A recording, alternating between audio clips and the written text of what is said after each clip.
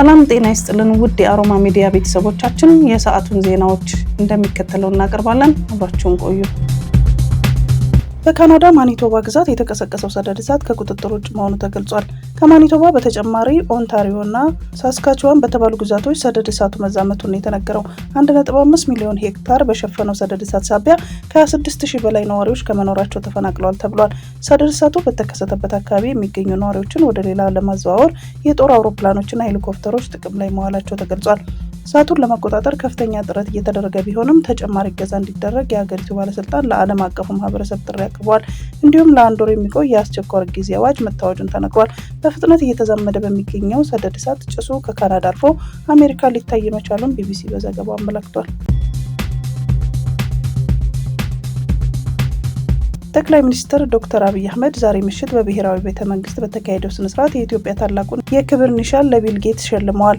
ይህ የከበረ ሽልማት የጌትስ ፋውንዴሽን ባለፉት 25 ዓመታት በኢትዮጵያ ላበረከታቸው አስቸጋሪ ስራዎችና ታላላቅ ዘመን ተሻጋሪ በጎ ተጽዕኖችን ያከበረ ነው። ጠቅላይ ሚኒስትር ዶክተር አብይ አህመድ በንግግራቸው ለቢል ጌትስ ፋውንዴሽን የ25 ዓመታት አሸጋጋሪ ስራዎችን ምስጋና አቅርበዋል። ቢል ጌት ከቴክኖሎጂ ፈርቀዳጅ ወደ በጎ አድራጊነት ያደረጉት ጉዞ በማስታወስም ዝቅ ብሎ በማገልገል በአክብሮትና በእኩልነት እምነት ላይ የተመሰረተውን አገልግሎታቸውን አድንቀዋል። ፋውንዴሽኑ በጤና፣ በግብርና፣ ዲጂታል መታወቂያ የሚያደርገውን ጥረት ብሎም ጠንካራ በመከባበር ላይ የተመሰረተ ትብብር በጠቅላይ ሚኒስትሩ ተወስቷል። የምዕራቡ ዓለም በሚቀጥሉት 4 ዓመታት ውስጥ ከሩሲያ በኔቶ አባል ሀገራት ላይ ሊሰነዘር ለሚችለው ጥቃት መዘጋጀት አለባቸው ሲሉ የጀርመን መከላከያ ዋና አዛዥ ተናገሩ። ጄኔራሉ ካርስት ብሬየር ዛሬ በቢቢሲ ጋር ባደረጉት ቆይታ እንደተናገሩት ሩሲያ በዓመት በመቶዎች የሚቆጠሩ ታንኮች እያመረተች ሲሆን ከነዚህ ውስጥ አብዛኞቹ በኔቶ ባልቲክ ግዛት አባላት ላይ በ2029 ወይም ከዚያም ቀደም ብሎ ለጥቃቱ ሊውሉ ይችላሉ። ከቅርብ ጊዜ ወዲህ በሩሲያ ጉዳይ ሃንጋሪና ስሎቫኪያ ከአባል ሀገራት ጋር የአመለካከት ልዩነት ቢኖራቸውም የሰሜን አትላንቲክ ቃል ኪዳን ድርጅት ኔቶ በዩክሬን ጦርነት ላይ አንድ ሆኖ ሊቀጥል ይገባዋል ሲሉ ጄኔራሉ አሳስበዋል።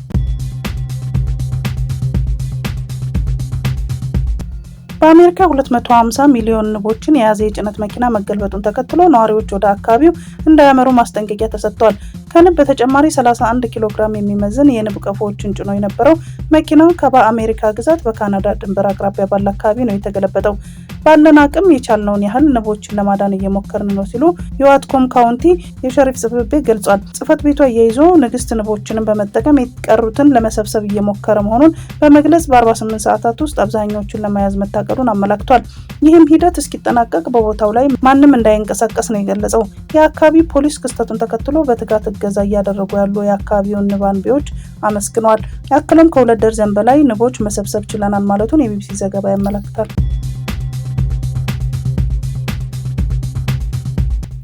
በማዕከላዊ ናይጄሪያ በደረሰ ከባድ የጎርፍ አደጋ የሟቾች ቁጥር ከ200 ማለፉን የሀገሪቱ ባለስልጣን አስታውቀዋል።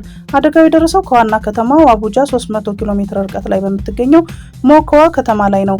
በከተማው ውስጥ አሁንም 500 ሰዎች የት እንደደረሱ አለመታወቁና የፍለጋ ስራውን ተጠናክሮ መቀጠሉን ተናግረዋል። በደረሰው ከባድ የጎርፍ አደጋ በከተማዋ ውስጥ ባሉ የተለያዩ አካባቢዎች የሚገኙ ነዋሪዎች ከመኖሪያቸው መፈናቀላቸውን ተጠቅሷል። በማዕከላዊ ናይጄሪያ ሐሙስ ዕለት የጣለው ከባድ ዝናብ ያስከተለው ጎርፍ የ200 በላይ ሰዎች ሕይወት መንጠቁን የጠቀሱት ባለስልጣናት የሟቾች ቁጥር ከዚህ ሊበልጥ እንደሚችል ስጋታቸውን ገልጸዋል። አሁን በናይጄሪያ የዝናብ ወቅት መሆኑን ተከትሎ በቀጣይ ቀናትም ከባድ ዝናብ ሊዘንብ ስለሚችል ዜጎች ጥንቃቄ እንዲያደርጉም የሀገሪቱ አየር ትንበያ ባለስልጣናት ቅድመ ማስጠንቀቂያ ማስተላለፉን ቢቢሲ ዘግቧል። በሀገሪቱ በ2022 በደረሰ ከባድ የጎርፍ አደጋ ከ600 በላይ ሰዎች መሞታቸውን እና 1.3 ሚሊዮን ሰዎች ደግሞ መፈናቀላቸውን ዘገባው አስታውሷል።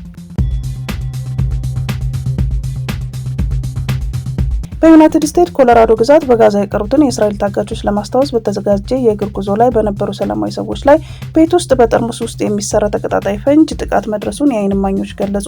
የኮሎራዶ ፖሊሶች በቡልደር ፐርል ስትሪት ሞል ላይ ለደረሰው በርካታ ሰላማዊ ሰዎች ለቆሰሉበት ጥቃት ምላሽ እየሰጡ መሆናቸውን አስታውቀዋል።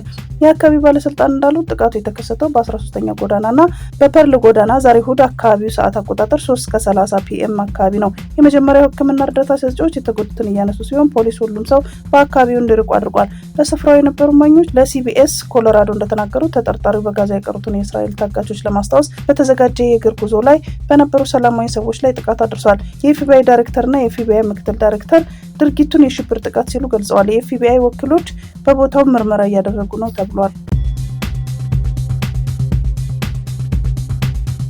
የጋዛ ህዝብ አስከፊ የረሃብ አደጋ ላይ ወድቋል ሲል የተመድ የሰብአዊ ጉዳዮች ማስተባበሪያ ቢሮ አስታወቀ። በጄኔቫ በተካሄደው የተባበሩት መንግስታት ድርጅት መደበኛ ጋዜጣዊ መግለጫ ላይ እንደተገለጸው የተገደበ እርዳታ ከቀናት በፊት ወደ ጋዛ ቢገባም የጋዛ ሰርጥ ረሃብ የከፋ መሆኑን የሰብአዊ ሁኔታዎች ሊሻሻል አልቻለም። የኦቻ ቃል አቀባይ ጄኒስ ላየርኬ እንዳስታወቁት ጋዛ በዓለም ላይ ከፍተኛ የተራበ ህዝብ የሚኖርበት ቦታ ሆናለች። ወደ ጋዛ እንዲገቡ ከተፈቀደላቸው 900 የእርዳታ መኪኖች መካከል 600 ያህሉ ብቻ ጋዛ ድንበር ቢደርሱም የቢሮክራሲና የጸጥታ መሰናክሎች በመግጠማቸው እርዳታዎቹ ተገቢ ቦታ ድረስ ማዝለቅ አልተቻለም። በዚህም 100% የሚሆነው የጋዛ ህዝብ አስከፊ የረሃብ አደጋ ላይ ወድቋል ብለዋል ቃል አቀባዩ።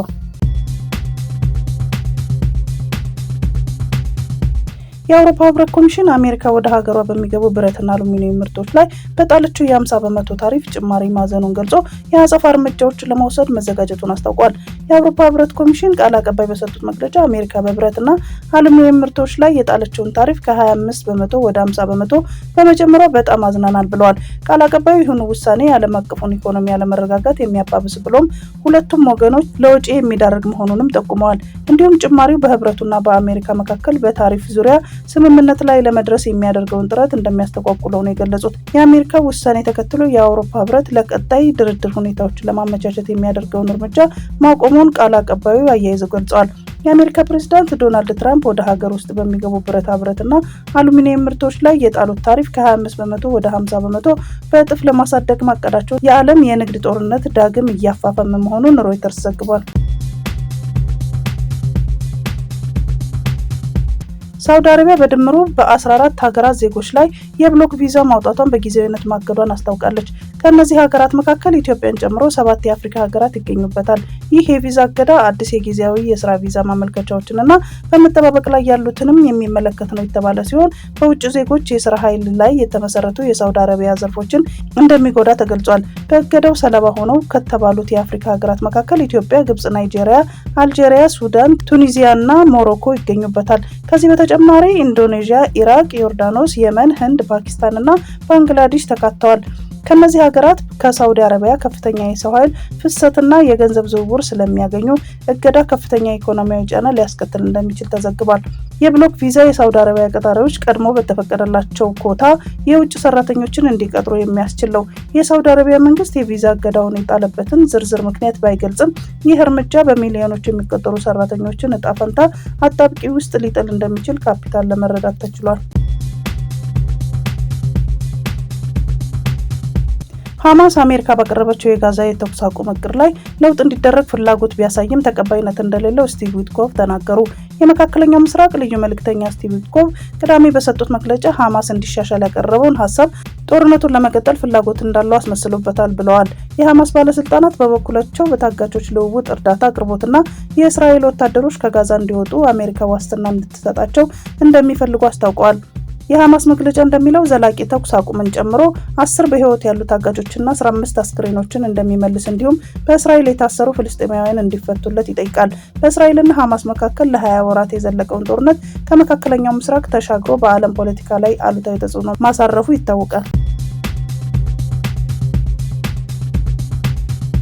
ዩክሬን ከ11 መንደሮች ነዋሪዎች ለቀው እንዲወጡ ትዕዛዝ ሰጠች።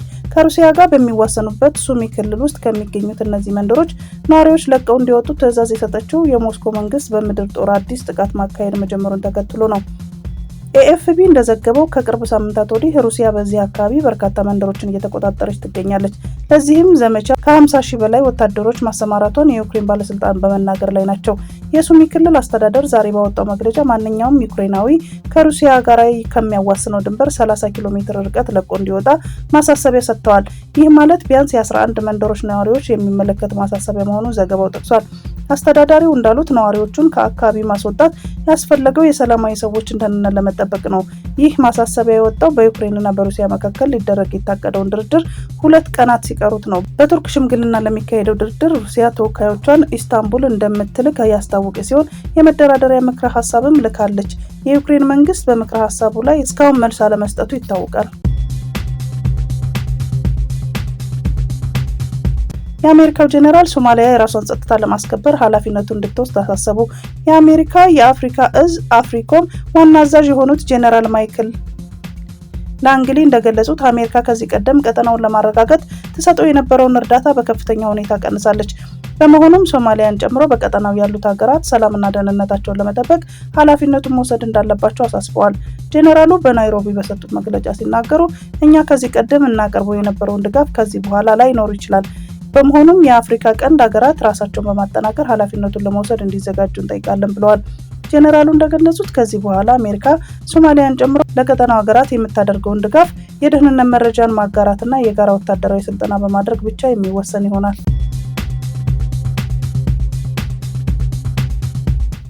ሂዩማን ራይትስ ፈርስት ኢትዮጵያ በመንግስት ላይ ሰብአዊ መብት የመጣስ ክስ ሊመሰርት ነው። አገር በቀል የሆነው ሂዩማን ራይትስ ፈርስት ኢትዮጵያ የተሰኘው የመብት ተሟጋች ተቋም መንግስት በሚሊዮን የሚቆጠሩ ተፈናቃዮች ወደ ቤታቸው ባለመመለሱ የሰብአዊ መብት ጥሰት ፈጽሟል በሚል ክስ ለመመስረት መዘጋጀቱን አስታወቀ።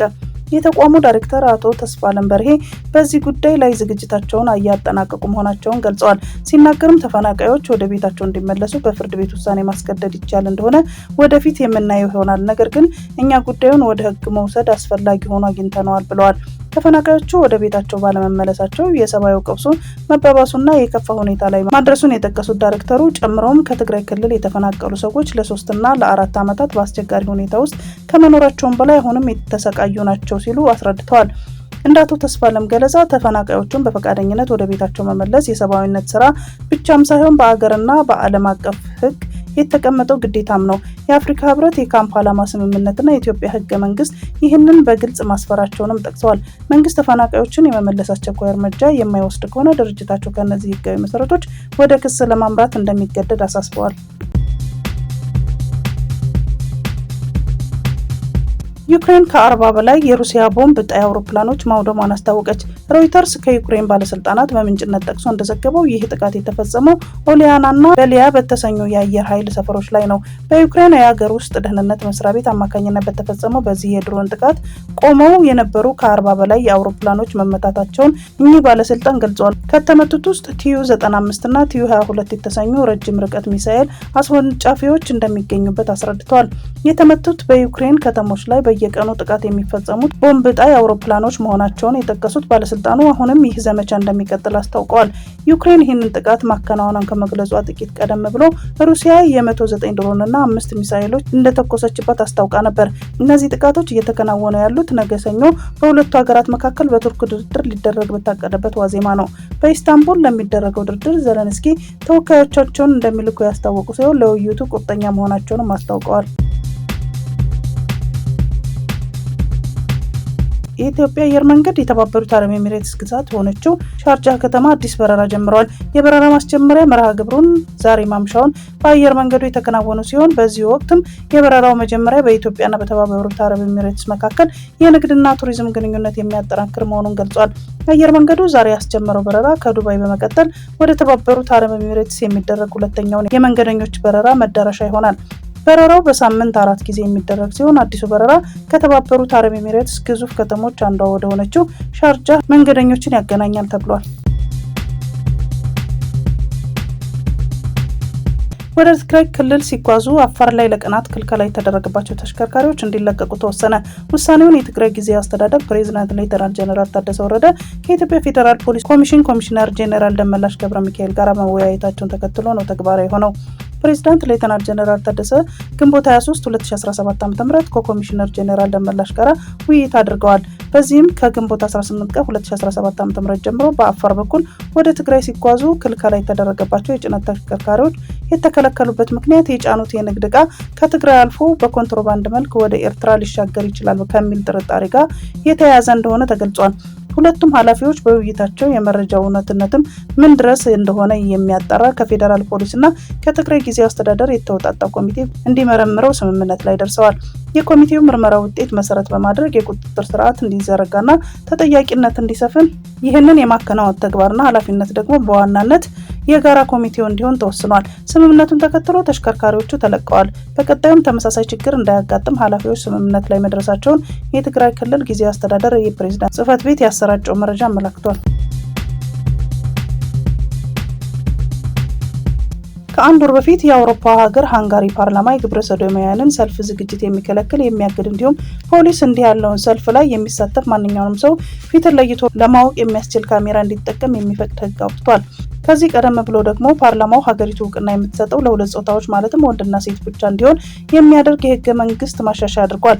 በዚህ የሀገሪቱ ድርጊት የተቆጡ 17 የአውሮፓ ሀገራት ጸረ ግብረ ሰዶማውያን የሆነ ህግ አውጥተሻል፣ ይህ ደግሞ የአውሮፓ ህብረት እሴቶችን ይቃረናል በማለት ውርጅብኝ እያወረዱባት ነው። ከእነዚህ ሀገራት ፈረንሳይ፣ ኦስትሪያ፣ ቤልጂየም፣ ቼክ ሪፐብሊክ፣ ዴንማርክ፣ ኢስቶኒያ፣ ፊንላንድ፣ ጀርመን፣ አይርላንድ፣ ላትቪያ፣ ሊቱዌኒያ፣ ኔዘርላንድ፣ ፖርቹጋል፣ ስሎቬኒያ፣ ስፔን እና ሳውዲ ናቸው። በደቡባዊ ጋዛ በራፋ በሚገኝ እርዳታ ማከፋፈያ ስለተከሰተውና ስላወዛገበው ጥቃት ቀይ መስቀል በጥይት ወይንም በተተኳሽ ፍንጥርጣሪዎች በርካታ ሰዎች ተጎድተው ወደ ድርጅቱ የመስክ ሆስፒታል መምጣታቸው ገለጸ። ዓለም አቀፉ የቀይ መስቀል ኮሚቴ 21 ሰዎች ሆስፒታል ሲደርሱ ሞተው የነበረ መሆኑን፣ ከተጎዱት 179 ሰዎች መካከል ደግሞ ሴቶችና ህጻናት እንደሚገኙበት ገልጿል። በቆቦ አላማጣ መንገድ ላይ አንድ ሹፌር በተተኮሰ ጥይት ተገደለ። በዛሬው ዕለት ከቆቦ ወጣ ብሎ ጮቢ በሚባለው ቦታ አንድ የተሳቢ መኪና አሽከርካሪ በጥይት ተመቶ ህይወቱ ማለፉን የሹፌሮች አንደበት ዘግቧል። ድርጊቱ የተፈጸመው መኪናው ከተመታ በኋላ ይህንን ጎማ ቀይሮ ሊነሳ ሲል መሆኑን ዘገባው አስረድቷል። በሀገሪቱ የሚፈጽሙ የአሽከርካሪ ዝርፊያዎች፣ እገታዎችና ግድያዎች ተመልካች በማጣታቸው አሽከርካሪው ሞት የማይሰማቸው፣ በደሉ የማይታያቸው፣ ጉዳቱ የማይገባቸው የሚመለከታቸው አካላት መበራከታቸውን ግድያው እንዳይቆምና እገታው እንዲስፋፋ አድርጎታል ብሏል የዜና ምንጩ። ይህ በእንዲህ እንዳለ ትናንት ከጎንደር ጭልጋ አይከል መተማ መንገድ ሸቀጣ ሸቀጥ ጭኖ ይጓዝ የነበረ መኪና ላይ የተኩስ ርምታ ተከፍቶ እገታ መፈጸሙን መዘገባችን ይታወሳል። በተከፈተው የተኩስ ርምታ ሹፌር በ4 ጥይት የተመታ ሲሆን በአሁኑ ወቅት በአይከል ሆስፒታል ሕክምና እየተደረገለት እንደሆነና አጋቾቹ በከፈቱት ጥቃት መኪናውን ካስቆሙት በኋላ ረዳቱን ጨምሮ 4 ሰዎችን አግተው መውሰዳቸውን መግለጻቸው አይዘነጋም። በዚህ መንገድ ከጥቂት ቀናት በፊት አንድ የአይሱዙ ሹፌር በተመሳሳይ ጥቃት ደርሶበት 5 ሰዎች መታገታቸው ይታወሳል። የቱርኩ ፕሬዝዳንት ረሲፕ ጠይብ ኤርዶሃን ፕሬዝዳንት ፑቲን ዘለንስኪና ትራምፕን በአገሬ ለማገናኘት ሀሳብ አለኝ አሉ። ፕሬዝዳንት ኤርዶሃን የሩሲያና የዩክሬን ተወካዮች በኢስታንቡል ያደረጉት ውይይት ሊበል የሚያሰኝ ነው ብለውታል። የሰላም ድርድሩ መልካም ውጤት የታየበት መሆኑን ያስገነዘቡት ፕሬዝዳንቱ ሶስቱም መሪዎች የማገናኘት ሀሳብ እንዳላቸው ጠቁመዋል። በአንካራ አሊያም በኢስታንቡል ፑቲንና ዘለንስኪን ከታች ከትራምፕ ጋር ሆነው እንዲመክሩ አደርጋለሁ ብለዋል። መሪዎቹ ፈቃደኛ ከሆኑ በስብሰባቸው ላይም እገኛለሁ የሚል መግለጫ ሰጥተዋል። በተቻለ ፍጥነት ለማሳካት እሰራለሁ ያሉት ረሲፕ ጠይብ ኤርዶሃን የኢስታንቡል ሁለተኛ ዙር የሰላም ውይይት ጥሩ አጋጣሚዎችን ፈጥሯልም በሚል አጽንኦት ሰጥተዋል። ኪየቭ እና ሞስኮ የእስረኞች ልውውጥ ለማድረግም በኢስታንቡል ውይይት ተስማምተዋል። ሩሲያ ከ2 እስከ 3 ቀናት የተኩስ አቁም ጊዜ ለዩክሬን ማቅረቧን አልጀዚራ ዘግቧል።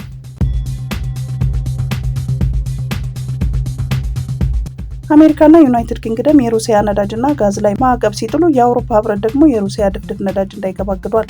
ነገር ግን ማዕቀብ የተጣለበት ሩሲያ ከጦርነት በኋላ ባለው ጊዜ ከነዳጅ ዘይት ሽያጭ $973 ቢሊዮን አግኝታለች። ከዚህ መካከል 228 ቢሊዮን ዩሮ የተገኘው ማዕቀብ ከጣሉ ሀገራት መካከል ሪሰርች ፎር ኢነርጂ ኤንድ ክሊን ኤር የተባለው ድርጅት መረጃ ያሳያል። የአውሮፓ ህብረት ሀገራት 209 ቢሊዮን ዩሮ የሚያወጣ የነዳጅ ምርት ከሩሲያ ሸምተዋል። በናይጄሪያ ማዕከላዊ ኒጀር ግዛት ሞካዋ ከተማ ሐሙስ ዕለት የደረሰው ከባድ የጎርፍ አደጋ በተመለከተ የሀገሪቱ ባለስልጣን በሰጡት ይፋዊ መግለጫ የሟቾች ቁጥር 200 መድረሱን አስታውቀዋል።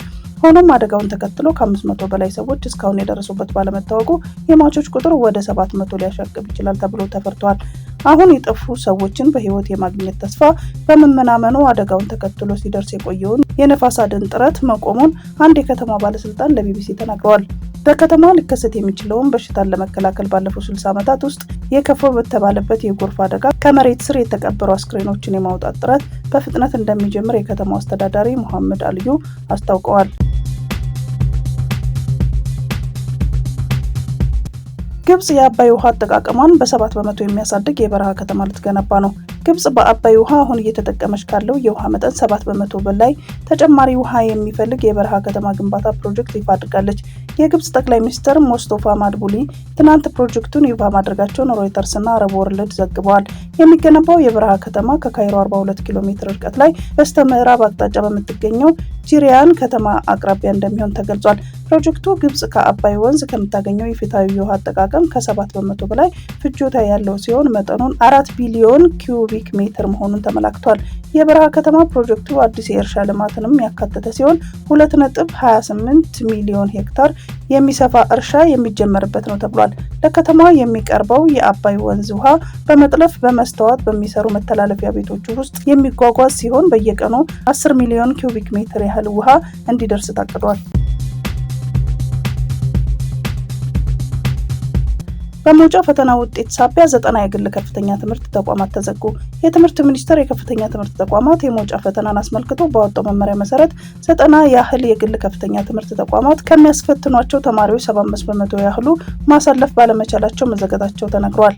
የትምህርት ሚኒስትር ዴኤታ አቶ ኮራቱ ሼኔ ቅድስት ማርያም ዩኒቨርሲቲ ግንቦት 21 ቀን 2017 ዓ.ም በአዲስ አበባ ባዘጋጀው የአፍሪካ የግል ከፍተኛ ትምህርት ተቋም ዓለም አቀፍ ጉባኤ ላይ እንደተናገሩት 90 ያህል የግል ከፍተኛ ትምህርት ቤት ተቋማት ተዘግተዋል። መንግስት ከዚህ በፊት የከፍተኛ ትምህርት ተቋማት የመውጫ ፈተና ከሚያስፈትኗቸው ተመራቂዎች ውስጥ 75 በመቶና ከዚያ በላይ ባላሳለፉት ላይ እርምጃ እንደሚወስድ ከገለጸ በኋላ የተወሰደው እርምጃን በተመለከተ ተጠይቀው ይህ መመሪያ ከተላለፈ በኋላ ራሳቸው ላይ እርምጃ የወሰዱ ተቋማት አሉ። በተለይም ከግሎቹ 90 ያህሉ ከፍተኛ የትምህርት ተቋማት ተዘግተዋል። አብዛኞቹ መመሪያውን ካዩ በኋላ ራሳቸው እየዘጉ ናቸው በማለት ምላሽ ሰጥተዋል። የቅድስት ማርያም ዩኒቨርሲቲ ፕሬዝዳንት ዶክተር ወንደሰን ታምራት በበኩላቸው መንግስት የትምህርት ጥራትን ለማስጠበቅ በሚል በወሰዳቸው እርምጃዎች ምክንያት የመንግስትና የግል ዩኒቨርሲቲዎች መጎዳታቸውን ተናግረዋል። ካሮል ናውሮኪ የፖላንድ ብሔራዊ ምርጫ አሸነፉ። የፖለቲካ ልምድ ያላቸው የሚባሉት ቀኝ ዘመሙ የታሪክ ባለሙያ ናውሮኪ አዲሱ የፖላንድ ፕሬዝዳንት ሆነው ተመርጠዋል። የ42 ዓመቱ ናውሮኪ 50.89% ድምጽ በማግኘት ምርጫውን ማሸነፋቸው ተገልጿል። የዩናይትድ ኪንግደም ከሩሲያ ጋር ሊፈጠር ለሚችለው ቀጥተኛ ግጭት መዘጋጀት አለባት ሲሉ የመከላከያ ሚኒስትሩ ጆን ሄሊ ተናግረዋል። ለዚህ ለመዘጋጀትም በቢሊዮን የሚቆጠሩ ፓውንድ ለማሰባሰብ ማቀዷን አስታውቃለች። የመከላከያ ሚኒስትሩ ለንደን $8 ቢሊዮን በረጅም ርቀት የሚሳኤል ምርት ላይ እንደምታፈስ ይፋ አድርገዋል። ዛሬ ሰኞ የወጣው የዩናይትድ ኪንግደም መንግስት ስትራቴጂክ የመከላከያ ግምገማ ሪፖርት ሩሲያና ቻይናን በእንግሊዝ ላይ ትልቅ ስጋት እንደሆኑ አድርጎ አስቀምጧል ተብሏል። ግምገማው 6 አዳዲስ የጥይት ፋብሪካዎችን ለመገንባት 1.5 ቢሊዮን ፓውንድ ይመደባል ተብሎ ይጠበቃል። በሚቀጥሉት 5 ዓመታት ለንደንን የረጅም ርቀት የጦር መሳሪያዎችን ለማምረት 6 ቢሊዮን ፓውንድ እንደምታፈስ የመከላከያ ሚኒስትሩ ጆን ሄሊ ገልጸዋል። ይህ መልእክት ለሞስኮም ጭምር ነው። የብሪታንያ አቋም የጸና ነው። ይህ ጦርነት ኃይላችንን ማጠናከር ብቻ አይደለም፣ ኢንዱስትሪ መሰረታችንን የምናጠናክርበት አስፈላጊ ከሆነ የመዋጋት ዝግጁነታችን አካል ስለሆነ ነው ሲሉ ጆን ሄሊ ተናግረዋል። ሞስኮ እንግሊዝ ከፈረንሳይ ጋር በጋራ የሰራችው ሚሳኤል ዩክሬን በሩሲያ ግዛት ውስጥ የሚገኙ የሲቪል ኢላማዎችን ለመምታት ትጠቀምበታለች በሚል ውንጀላ አቅርባለች። የሶማሌላንድ ፕሬዝዳንት በሚቀጥለው ሳምንት በአዲስ አበባ ጉብኝት ለማድረግ ማቀዳቸውን ውዝግብ አስነሳ። በአሁኑ ወቅት በኬንያ ዋና ከተማ ናይሮቢ የሚገኙ የሶማሌላንድ ፕሬዝዳንት አብዱራህማን ሲሮ ይህንን ጉብኝታቸውን እንዳጠናቀቁ ወደ ኢትዮጵያ ለማቅናት ማቀዳቸውን የሶማሌ ሚዲያ ዘግቧል። እንደ ዘገባዎቹ ከሆነ በፕሬዝዳንቱ ጉብኝት ላይ የሶማሌ መንግስት ደስተኛ ለመሆኑን አስታውቋል። የሶማሌ መንግስት ምንጮች ዋቢ ያደረጉ ዘገባዎች እንዳሉት ቪላ ሶማሊያ ለኢትዮጵያ በላከው መልእክት የፕሬዝዳንት ሲሮን ጉብኝት እንዲሰርዝ ጥያቄ አቅርቧል። ጉብኝቱ የሚደረግ ከሆነም በከፍተኛ ባለስልጣናት ደረጃ አቀባበል እንዳይደረግላቸው ጥያቄ ማቅረቡን የጠቀሱ ዘገባዎቹ ይህ ከሆነና ፕሬዝዳንቱ ከከፍተኛ ባለስልጣን ጋር የሚገናኙ ከሆነ የሶማሊያ ሉዓላዊነት እንደመዳፈር እንደሚቆጠር ገልጸዋል ብለዋል። የሶማሌው ፕሬዝዳንት ሐሰን ሼህ መሐመድ ከዚህ ቀደም ከኢትዮጵያ ጋር መደራደራቸውን ሀገራት ስልክ ደውለው ከኢትዮጵያ ጠቅላይ ሚኒስትር ከሶማሌላንድ ጋር ማናቸውንም የቀጥታ ንግግር እንዳያደርጉ ማሳሰባቸውንም ዘገባዎቹ ገልጸዋል። ዓለም አቀፉ የአየር ትራንስፖርት ማህበር ኢትዮጵያ ለአየር መንገዶች ያልከፈለችው 44 ሚሊዮን ዕዳ አለባት አለ። የዓለም የአየር ትራንስፖርት ማህበር አያታ ዛሬ ባወጣው መግለጫ መንግስታት ያልከፈሉት $1.3 ቢሊዮን ዕዳ እንዳለባቸው አስታውቋል። ይህም ዕዳ እስካለፈው ወር መጨረሻ ማለትም እስከ ኤፕሪል ማብቂያ የተመዘገበ መሆኑን አስረድቷል። ባለፈው ኦክቶበር ወር መንግስታት ለአየር መንገዶች ያልከፈሉት $1.7 ቢሊዮን እንደነበረ የጠቀሰው አይታ ከዚህ አንጻር መሻሻል መታየቱንም ገልጿል። አሁን $1.3 ቢሊዮን ዕዳ ካለባቸው ሀገራት ውስጥ 80%ቱን ዕዳ የያዙት 10 ሀገራት መሆናቸውን አስረድቷል። ከ10 ሀገራት መካከል ኢትዮጵያም የምትገኝበት ሲሆን ድርጅቱ እንዳለው ለአየር መንገዶች ያልከፈለችው ዕዳ $44 ሚሊዮን ነው። ይህ በእንዲህ እንዳለ ከ10 ሀገራት መካከል ኤርትራም የተካተተች ሲሆን ኤርትራ ያለባት ዕዳ ደግሞ 76 ሚሊዮን ዶላር መሆኑን ከመግለጫው ላይ ተመለክቷል። የዩክሬን የደህንነት ኃላፊ ፓውቲና ስለተሰኘው ዘመቻ ማብራሪያ ሰጡ። የደህንነት ኃላፊው ሌተናል ጀነራል ቫሲሊ ማሊዩክ እንደገለጹት በዚህ ፓውቲና በተሰኘው ኦፕሬሽን 41 ያህል የሩሲያ አውሮፕላኖች ከጥቅም ውጭ የሆኑ ሲሆን ከነዚህ መካከል ኤ50 ቲዩ-95 ቲዩ-22 እና ቲዩ-160 የተሰኙ ይገኙበታል። ይህ ዘመቻ በልዩ የዩክሬን የደህንነት አባላት ለአንድ ዓመት ተኩል ዝግጅት ሲደረግበት የቆየ መሆኑንም አስረድተዋል። ሲናገሩም ዘመቻው ውስብስብና በተለያዩ ደረጃዎች የተከናወነ ነው። በመጀመሪያ የእኛ ደህንነት አባላት ኤፍቪፒ የተሰኙትን ድሮኖች ወደ ሩሲያ ካስገቡ በኋላ ተንቀሳቃሽ በእንጨት የተሰሩ ቤቶችን ገዝተዋል ብለዋል። ሲቀጥሉም እነዚህ ቤቶች በቀላሉ በጭነት መኪና ተደርገው ከቦታ ቦታ የሚዘዋወሩ መሆናቸውን አስረድተው የቤቶቹ ጣሪያ ውስጥ ድሮኖቹን ተደብቀው እንዲቀመጡ መደረጋቸውን ገልጸዋል። ጨምሮ አስፈላጊ ጊዜ ሲደርስ የእነዚህን ቤቶች ጣሪያ በሪሞት ኮንትሮል ከፍተን ድሮኖቹን የሩሲያ እጅግ ወሳኝ አውሮፕላኖችን እንዲያወድሙ አድርገናል ብለዋል። ጥቃት የተፈጸማቸው አየር ኃይል የጦር ሰፈሮች በዩክሬን ላይ ድብደባ የሚያደርጉ አውሮፕላኖች ያሉበትን መሆኑን ጠቅሰውም ኢላማቸው አግባብነት ያለው እንደነበር አስረድተዋል። ጥቃቱ የተፈጸመው በሩሲያ ግዛት ውስጥ በሚገኙ 4 የአየር ኃይል ጦር ሰፈሮች ላይ ሲሆን አንደኛው ከዩክሬን ድንበር በ4000 ኪሎ ሜትር ርቀት ላይ የሚገኝ ነው። ኃላፊው እንዳሉት ትናንት በተከናወነው በዚህ ጥቃት ከሩሲያ ሚሳኤል ተሸካሚ አውሮፕላኖች መካከል 34% ላይ ውድመት ደርሷል። እንዲሁም የተቃጠሉት አውሮፕላኖች ጠቅላላ ዋጋ ከ7 ቢሊዮን ዶላር በላይ እንደሚሆን አስታውቀዋል። በጠላት ላይ ትልቅ ጉዳት አድርሰናል ብለዋል። በዚህ ፓውቲና በተሰኘው ኦፕሬሽን የሀገሪቱ ፕሬዝዳንት ዘለንስኪ ቀጥተኛ ትዕዛዝ መስጠታቸውንና ጉዳዩን በቅርበት ሲከታተሉ እንደነበረም አስረድተዋል።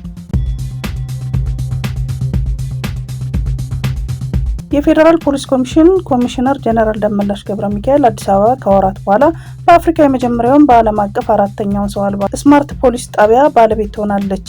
ይህ ጣቢያ ሲጀመር ማንኛውም የህብረተሰብ ክፍል ያለምንም ንክኪ ጉዳዩን ለፖሊስ ሪፖርት ማድረግ የሚችልበትና የሚፈልገውን የፖሊስ ኃላፊ በቀጥታ አግኝተው ችግሩን ማስረዳት የሚችልበት ስርዓት ይዘረጋል።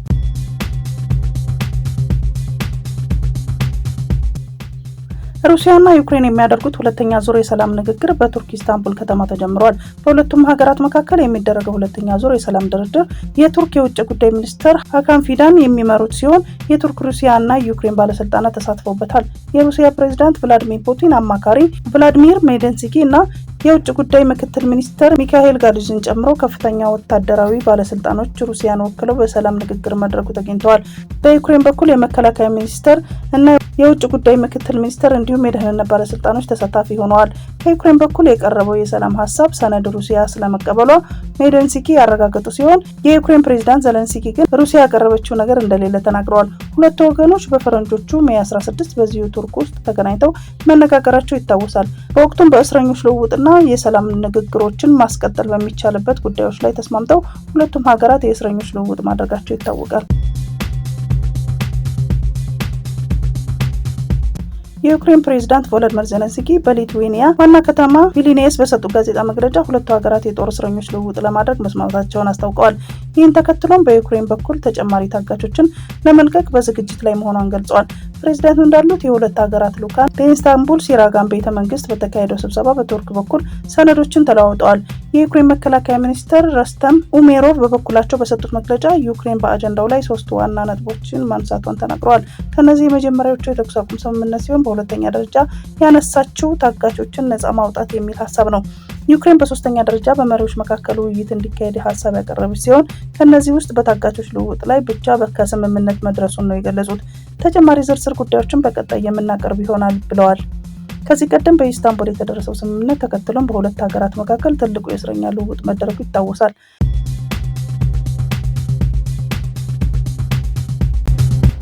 የዩክሬን ደህንነት መስሪያ ቤት ሩሲያና ክሪሚያን በሚያገናኘው ድልድይ ላይ ጥቃት መፈጸሙን አስታወቀ። የደህንነት መስሪያ ቤቱ ባወጣው መግለጫ ባደረግነው ልዩ ኦፕሬሽን ዛሬ በክሬምሊን ድልድይ ላይ ጥቃት ፈጽመናል። ይህንን ጥቃት በድልድዩ ላይ ስናደርስ ይህ 3ኛ ጊዜያችን ሲሆን የዛሬው ለየት የሚያደርገው ከውሃ ውስጥ የሚፈነዳ ቦምብ መጠቀማችን ነው ብሏል። የ1000 ኪሎ ግራም የሚመዝን ቦምብ መጠቀሙንና በዚህ የድልድዩ በውሃ ውስጥ የሚገኝ ቋሚ መሰረት ማውደሙን አስታውቋል።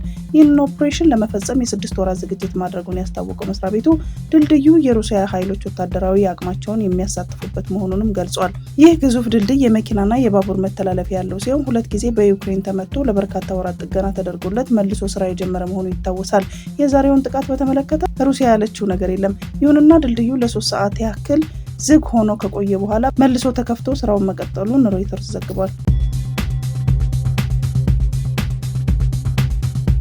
የኤርትራ መንግስት ሰራዊቱን ከኢትዮጵያ መሬት እንዲያስወጣ ዓለም አቀፍ ጫና ሊደረግበት ይገባል በማለት አምባሳደር ዲና ሙፍቲ ተናገሩ። የቀድሞ የኢትዮጵያ መንግስት ውጭ ጉዳይ ሚኒስተር ቃል አቀባይና አሁን በፓርላማው የውጭ ጉዳዮች ኮሚቴ አባል የሆኑት አምባሳደር ዲና ሙፍቲ የኤርትራ መንግስት ወታደሮቹን ከኢትዮጵያ እንዲያስወጣ ዓለም አቀፍ ጫና እንዲደረግበት አሳሰቡ። ሆርን ሪቪው ላይ ባሰፈሩት አስተያየት እንደገለጹት የኤርትራው ፕሬዝዳንት ኢሳያስ አፈወርቂ በ34ኛው ነጻነት በዓል ላይ ባደረጉት ንግግር በኢትዮጵያ ውስጣዊ ጉዳይ ላይ ትኩረት አድርገዋል። በንግግራቸው ላይ የራሳቸውን ሀገር ችግሮች ችላን በማለታቸውም ተወቅሰዋል። አምባሳደሩ በአስተያየታቸው ኢሳያስ በኢትዮጵያ ውስጥ አንዱን ብሔር ከሌላው ጋር ግጭት እንዲፈጥር ማድረግ የቆየ ባህላቸው ነው ብለዋል። ጨምረውም ፕሬዝዳንቱ በኢትዮጵያ ውስጥ የሚንቀሳቀሱ ታጣቂዎችን መደገፋቸውን ሊያቆሙ ይገባል፣ እንዲሁም ከኢትዮጵያ ሉዓላዊ መሬት ውስጥ ወታደሮቻቸውን እንዲያስወጡ ዓለም አቀፍ ጫና ማድረግ ያስፈልጋል ማለታቸውን ትግራይ ሄራልድ ዘግቧል። በአሜሪካ ፍሎሪዳ ግዛት የ6 ዓመት ህፃን ልጇን የገደለች እናት ልጄ የሞተው አጋንንት ለማስወጣት ስሞክር ነው አለች።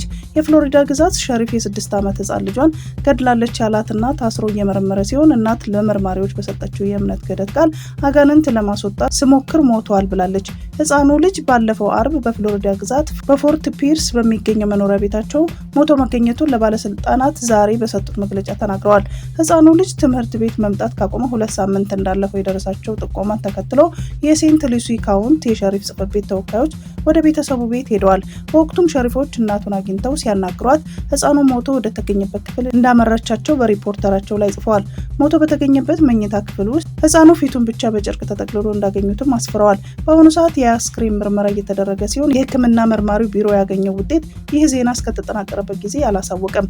ሆኖም የሴንት ሉሲ ካውንቲ ሸሪፍ ሪቻርድ ዴል ቶሮ ዛሬ ለጋዜጠኞች ሲናገሩ እናቲቱ ስናናግራት ከልጇ አካል ላይ አጋንንትን እንደምታወጣ በእግዚአብሔር እንደተነገራት እንደምታምንም ህፃኑን መንቀሳቀሱን ማቁመው በሞተበት ጊዜ ከአጋንንት እንደተላቀቀ እንደተሰማት እና በወቅቱም ልጇ ተመልሶ እንደሚመጣ ተሰምቷት እንደነበረ ነግራናለች ብሏል።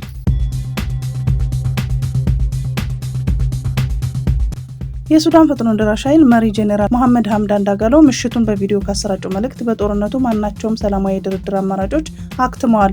የጦርነት ኃይላችን ወደ ፖርት ሱዳን ያቀናል። ዓላማችን የአልቡርሃንን ጦር ኃይል ማስወገድ ነው። የአልቡርሃንን የጦር ኃይልና ደጋፊዎች ወታደራዊ አቅም በ70% አዳክመናል። የአልቡርሃን ወታደሮች ተመናምነዋል። የጦር ኃይሉ አሁንም ምንም ጦር አውሮፕላን የለውም። እየተመረኮዘ ያለው ባሉት ድሮኖች ላይ ብቻ ነው ብለዋል።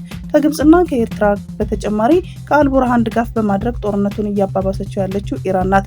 የኢራን አብዮታዊ ዘብ የአልቡርሃንን ኃይሎች ይደግፋል። የውጭ ኃይሎች በሱዳን ውስጣዊ ጉዳይ ጣልቃ ከመግባቱ ሊቆጠብ ይገባል። እኛ ፖርት ሱዳን እስከምንገባ ድረስ ውጊያውን እንቀጥላለን ብለዋል። የኩዌት ፖሊስ ለሁለት ኢትዮጵያውያን ሌቦች በቁጥጥር ስር አዋልኩ አለ። የኩዌት ፖሊስ ትናንት ባወጣው መግለጫ ሁለቱ ኢትዮጵያውያን ድርጊቱን የፈጸሙት በሐዋሊ ግዛት መሆኑን ጠቅሶ የማታለል ዘዴ መጠቀማቸውንም አስረድቷል። በአል ኑቅራ አካባቢ ከሚገኘው ባንክ አንድ ግለሰብ ሲወጣ እንደጠየቁት ያስረዳል። ፖሊስ ግለሰቡ ልክ መኪናው ውስጥ እንደገባ አንደኛው ኢትዮጵያዊ ጎማው ተንፍሷል እንዳለው ጠቅሶ ይህን ተከትሎ ግለሰቡ ከመኪናው ወጥቶ ጎማውን ሲመለከት ሌላኛው ኢትዮጵያዊ መኪናው ውስጥ ገብቶ 1700 የኩዌት ዲናር እንደሰረቀ አስረድቷል። ከዚያም በኋላ ሁለቱም በህዝብ አውቶቡስ በአካባቢው ለመሰወር ችለው የነበረ ቢሆንም በተደረገው ክትትል ማንነታቸው በመታወቁ ከቤታቸው መያዛቸውን ፖሊስ አስታውቋል። ተጠርጣሪዎቹ ከሰረቁት ገንዘብ ጋር በቁጥጥር ስር ውለው አሁን ጉዳያቸው ፍርድ ቤት ሊቀርብ መሆኑን አረብ ታይምስ ጋዜጣ ዘግቧል። ሳልሳይ ወያነ ፓርቲ ትግራይ የጦር አውድማ ለማድረግ የሚጥሩ አካላት ከድርጊታቸው እንዲቆጠቡ ሲል አሳሰበ። ፓርቲው ዛሬ ባወጣው መግለጫ የኢትዮጵያና የኤርትራ መንግስታት እያደረጉት ካለው የሚዲያ ቃላት ምልልስና ከሁለቱ መንግስታት ባህሪ አኳያ የጦር ጫፍ ላይ መድረሳቸውን እንደሚገመት ገልጾ ጦርነቱ ከተጀመረ የትግራይ ህዝብ እንደሚጎዳ አሳስቧል። ስለሆነም ይህንን ድርጊት እንዲያወግዝ የገለጸው ፓርቲው ሁሉም ሀገራት ልዩነታቸውን በውይይትና በሰላማዊ መንገድ እንዲፈቱት ጥሪውን አቅርቧል።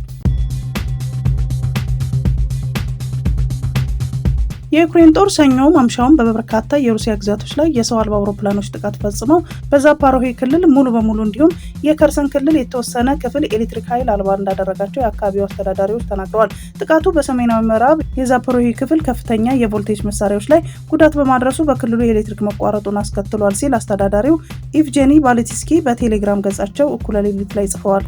ባሌቲስኪ ኢስታንቡል ውስጥ ከተደረጉት ንግግሮች ከጥቂት ሰዓታት በኋላ ኪየቭ በበርካታ የሩሲያ ክልሎች የኃይል መሰረተ ልማቶች ኢላማ አድርጋ የሕክምና ተቋማት አሁን ላይ በተተኪ ኃይሎች አገልግሎት በመስጠት ላይ ናቸው፣ የሚመለከታቸው አካላት በተቻለ ፍጥነት የኃይል አቅርቦትን በአማራጭ መንገዶች ወደ ነበረበት ለመመለስ እየሰሩ ነው ሲልም ከክለዋል። የዩክሬን ሩሲያ ጦርነት ተከትሎ የከርስና የዛፖሮሄ ክፍሎችን ሩሲያ ከተቆጣጠረቻቸው በኋላ በ2022 መገባደጃ ምርጫ አድርጋ ወደ ራሷ መቀላቀሏን ይታወሳል። የዩክሬን ሩሲያ ጦርነት ተከትሎ የከርስና ዛፖሮሄ ክልሎች ሩሲያ ከተቆጣጠረቻቸው በኋላ በ2022 መገባደጃ ምርጫ አድርጋ ወደ ራሷ መቀላቀሏን ይታወሳል። ማንኛውም ሰው አንድ ጊዜ ብቻ ጥቅም ላይ የሚውል የፕላስቲክ ከረጢት ይዞ ከተገኘ ከ2000 እስከ 5000 ብር የሚያስቀጣውን አዋጅ ዜጎችን በማያውቁት ጉዳይ ለቅጣት የሚዳርግ ነው የሚል ትችት ከምክር ቤት አባላት ቀርቦበታል። የህዝብ እንደራሴዎች ምክር ቤት ዛሬ የጸደቀው የደረቅ ቆሻሻ አያያዝና አወጋገድ አዋጅ ማንኛውም ሰው አንድ ጊዜ ብቻ ጥቅም ላይ የሚውል የፕላስቲክ ከረጢት ይዞ ከተገኘ ከ2000 እስከ 5000 ብር እንዲቀጣ ይደነግጋል። ያመረተ ወይም ወደ ሀገር ውስጥ ያስገባ፣ ለገበያ ያቀረበ ወይም የሸጠ፣ ለንግድ ዓላማ ያከማቸ ወይም ይዞ የተገኘ ከ50,000 ብር በማያንስና ከ200,000 ብር በማይበልጥ የገንዘብ መቀጮ እና ከ5 ዓመት በማይበልጥ ጽኑ እስራት እንዲቀጣ አዋጁ ያዛል። የውሃ መስኖ ቆለማ አካባቢና አካባቢ ልማት ጉዳዮች ቋሚ ኮሚቴ ምክትል ሰብሳቢ ዶክተር አወቀ አምዛዬ የአዋጁን ይዘት በንባብ ካቀረቡ በኋላ የምክር ቤት አባላት ጥያቄ አቅርበዋል። የምክር ቤት አባሉ ዶክተር አለሙ ጎንፋ ህዝባችን በፕላስቲክ እቃ ይዞ ወደ ቤቱ ከገባ ይጣለው ወይስ መልሶ ለአካባቢ ጥቃት ያስረክበው የሚል ጥያቄ ጠይቀዋል። አክለውም የምናመርተው የፕላስቲክ ውጤት ዳግም እንድንጠቀምበት የሚያደርግ ቢሆን አይሻልም ወይ? ምክንያቱም 10 ጊዜ የምንጠቀምበት ፕላስቲክ አንድ ጊዜ ብቻ ተጠቅመን ማለት ተገቢ አይደለም። አዋጁ ፕላስቲኩን ከተጠቀምኩበት ወዲያ የት ማስቀመጥ እንዳለበት አላስቀመጠም ብለዋል። አዋጁን ይዞ የተገኘ እንዲቀጣ ይደነግጋል። ህዝባችን የዚህ ግንዛቤ ይኖረዋል ወይ? የትኛውን ፕላስቲክ እንደሆነ የመለየት ግንዛቤ ሳለው ወይ ሲሉ ጠይቀዋል። ሌላው አንድ የምክር ቤት አባል በበኩላቸው ማንኛውም ሰው ፕላስቲክ ይዞ ከተገኘ ከ2 እስከ 5,000 ብር እንዲቀጣ ይደነግጋል። ይህ ከእኛ ነባራዊ ሁኔታ ጋር እንዴት ታየ? በተለያየ ዝቅተኛ ገቢ ያለው የማህበረሰብ ክፍል ሊጠቀመው ስለሚችል ጫና አይፈጥርም ወይ ሲሉ ጠይቀዋል። ለጥያቄዎቹ ምላሽ የሰጡት የውሃ መስኖ ቆለማ አካባቢና ልማት ጉዳዮች ቋሚ ኮሚቴ ምክትል ሰብሳቢ ዶክተር አወቀ አምዛዬ ለአንድ ጊዜ ብቻ አገልግሎት ላይ የሚውሉ ፌስታሎችን ዝቅተኛውን የማህበረሰብ ክፍል ስለሚጠቀማቸው ቅጣቱ ያንን ግንዛቤ ውስጥ ያስገባ ነው ብለዋል።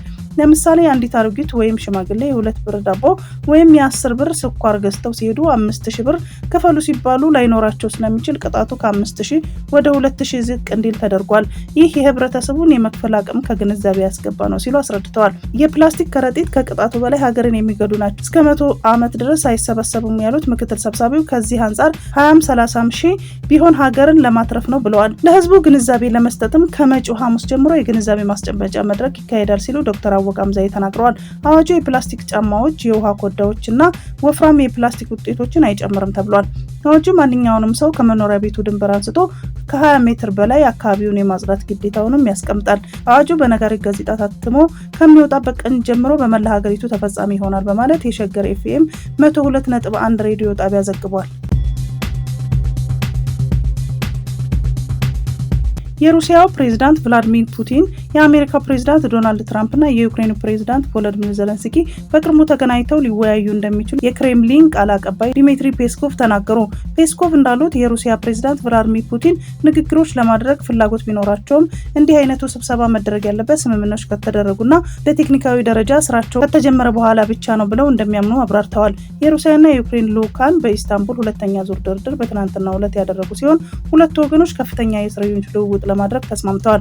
በሰብአዊ ጉዳዮች ላይም የተወያዩ ሲሆን ጦርነቱን ለመፍታት የሚሆኑ ተጨባጭ ሁኔታዎች የሚዘረዝሩ ረቂቅ የሰላም ሀሳቦችን ተለዋውጠዋል። ቃል አቀባይ በኢስታንቡል በተደረገው ድርድር አስፈላጊውን ስምምነቶች ውስጥ መድረሱን ገልጸው የሩሲያ ባለስልጣን ለዩክሬን ወገን በሰጡት የሰላም ረቂቅ ላይ የኪየቭ ምላሽ እንደሚጠበቅም ጠቁመዋል። የሰላም ረቂቅ ሀሳቦችና ውይይቶቹ በቀጥታ ከኪየቭ ጋር የሚከናወኑ እንጂ በዝርዝር ለህዝብ የሚገለጹ እንዳልሆኑ ቃል አቀባዩ መግለጻቸውን ጄንዋ ዘግቧል።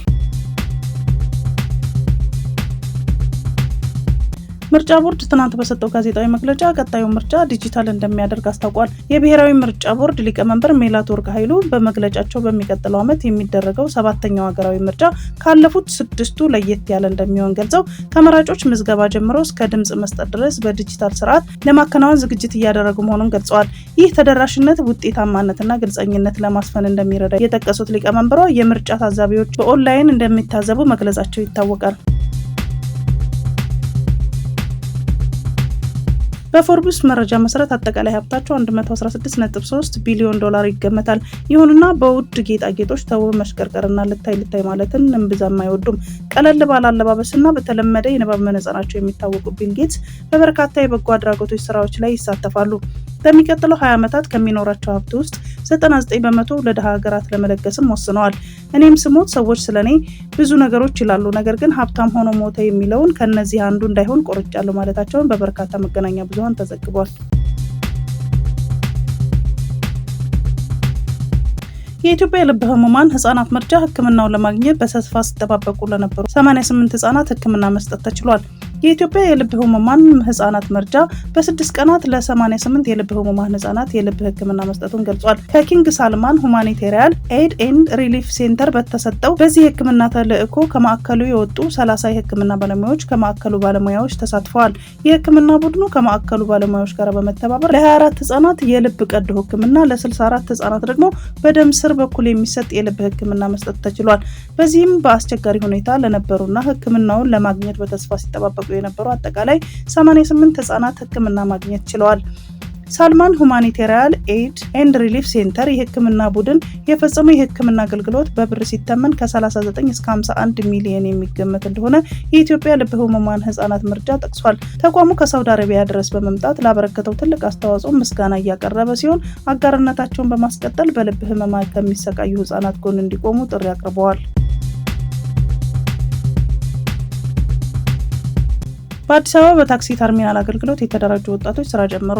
በታክሲ ተርሚናሎች ላይ የሚስተዋሉ ችግሮችን ለማስተካከል ነባር ተራ አስከባሪዎችን ከፍ ወዳለ ደረጃ ለማሸጋገር እንዲሁም ለከተማ ወጣቶች የስራ ዕድል ለመፍጠር የአዲስ አበባ ከተማ አስተዳደር አዲስ ደንብ አጽድቆ ወደ ስራ መግባቱ ይታወሳል። በደንቡ መሰረትም የከተማዋን የስራና ክህሎት ቢሮ ነባር ተራ አስከባሪዎችን ወደ ተለያዩ የስራ መስኮች የሚሸጋገሩበትን ሁኔታ በማመቻቸት አዲስ የተርሚናል ኢንተርፕራይዞችን አደራጅቶ ስራ አስጀምሯል። ዛሬ ስራ የጀመሩት ወጣቶች ቁጥር 996 ሲሆን ከአሁን በፊት የስራ ዕድል ያልተፈጠረላቸው መሆኑን በስራና ክህሎት ቢሮ በኩል ተለይቶ በ87 ኢንተርፕራይዞች እንዲደራጁ መደረጉን ተነግሯል። ወጣቶቹ በተለያዩ የከተማው አካባቢዎች ተራ የማስከበር፣ የተርሚናሎች ደህንነት የመጠበቅና የመቆጣጠር ስራ ያከናውናሉም ተብሏል። የአዲስ አበባ ከተማ አስተዳደር ስራና ክህሎት ቢሮ፣ አዲስ አበባ ከተማና ትራንስፖርት ቢሮና ሰላምና ጸጥታ አስተዳደር ቢሮ ወጣቶችን ለማደራጀት በቅንጅት መስራታቸውን ተመላክቷል። ነባር ተራ አስከባሪዎች በመረጡት የሙያ መስክ እንዲሰማሩ ቢሮ አስፈላጊውን ድጋፍ እንደሚያደርግ በምክትል ከንቲባ ማዕረግ የስራና ክህሎት ቢሮ ኃላፊ አቶ ጥራቱ በየነ ተናግረዋል።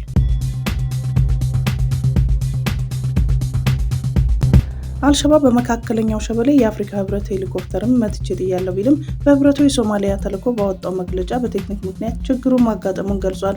ሄሊኮፕተሩ በተልዕኮ ላይ የነበሩ የቡሩንዲ ጦር አባላትን በአካባቢው ጎርፍ ስለተከሰተ ለማውጣት የተላከ መሆኑን ህብረቱ በመግለጫው ጠቅሷል። የአፍሪካ ህብረት የሶማሊያ ተልዕኮ ሄሊኮፕተሩን የቴክኒክ ችግር ስላጋጠመው ችግሩ መፈጠሩን ገልጾ በሄሊኮፕተሩ ውስጥ የነበሩ ሁሉም በሰላም መውጣታቸውን አስታውቋል። አልሸባብ በበኩሉ ለሄሊኮፕተሩ መከስከስ ኃላፊነቱን በመውሰዱ ፎቶውን በማህበራዊ ሚዲያ ሲያሰራጭ ተስተውሏል። ዲሞክራቲክ ሪፐብሊክ ኮንጎ እና ላይቤሪያ የተባበሩት መንግስታት ድርጅት የጸጥታው ምክር ቤትን ለመምራት መመረጣቸው ተገለጸ። 188 የሚሆኑ የጸጥታው ምክር ቤት አባላት የተመድ የጸጥታ ምክር ቤትን ለቀጣይ 2 ዓመታት የሚያገለግሉ ሀገራትን መርጠዋል። 5ቱ ሀገራትም ባህሬን፣ ኮሎምቢያ፣ ዲሞክራቲክ ሪፐብሊክ ኮንጎ፣ ላትቪያ እና ላይቤሪያ ናቸው። ምርጫው የመጨረሻ ዙር የቀረው ቢሆንም 5ቱ ሀገራት ግን ለቀጣዮቹ 2 ዓመታት ዓለም አቀፋዊ ሰላምና ደህንነት እንዲኖር የምክር ቤቱ ኃላፊነት እንደተጣለባቸው ነው የተገለጸው። ከኤሲያ ፓሲፊክ ቀጠና ከምስራቅ አውሮፓና ላቲን አሜሪካ በተሰጡ ድምጾች የመጨረሻ ውጤት መገመት አስችሏል ተብሏል። ከሀገራቱ መካከል ላትቪያ በታሪክ ለመጀመሪያ ጊዜ ነው የተመድ የጸጥታ ምክር ቤትን ለማገልገል እድል ያገኘችው። የተመረጡት ሀገራት የውጭ ጉዳዮች ሚኒስተር በበኩላቸው ብዙሃንነትን ወክለው ለአንድ ዓላማ ለመቆም ምክር ቤቱን ማገልገል ይገባናል ሲሉ ተናግረዋል። ከዚህ በፊት ታይቶ የማይታወቅ ሁኔታ ሰፊና የዓመት ከ6 ወራት ዝግጅት በጠየቀና ባልተጠበቀ ሁኔታ ትንሿ ዩክሬን ወደ ግዙፏ ሩሲያ በሺህ ኪሎ ሜትሮች ዘልቃ በመግባት የፈጸመችው ጥቃት ነው።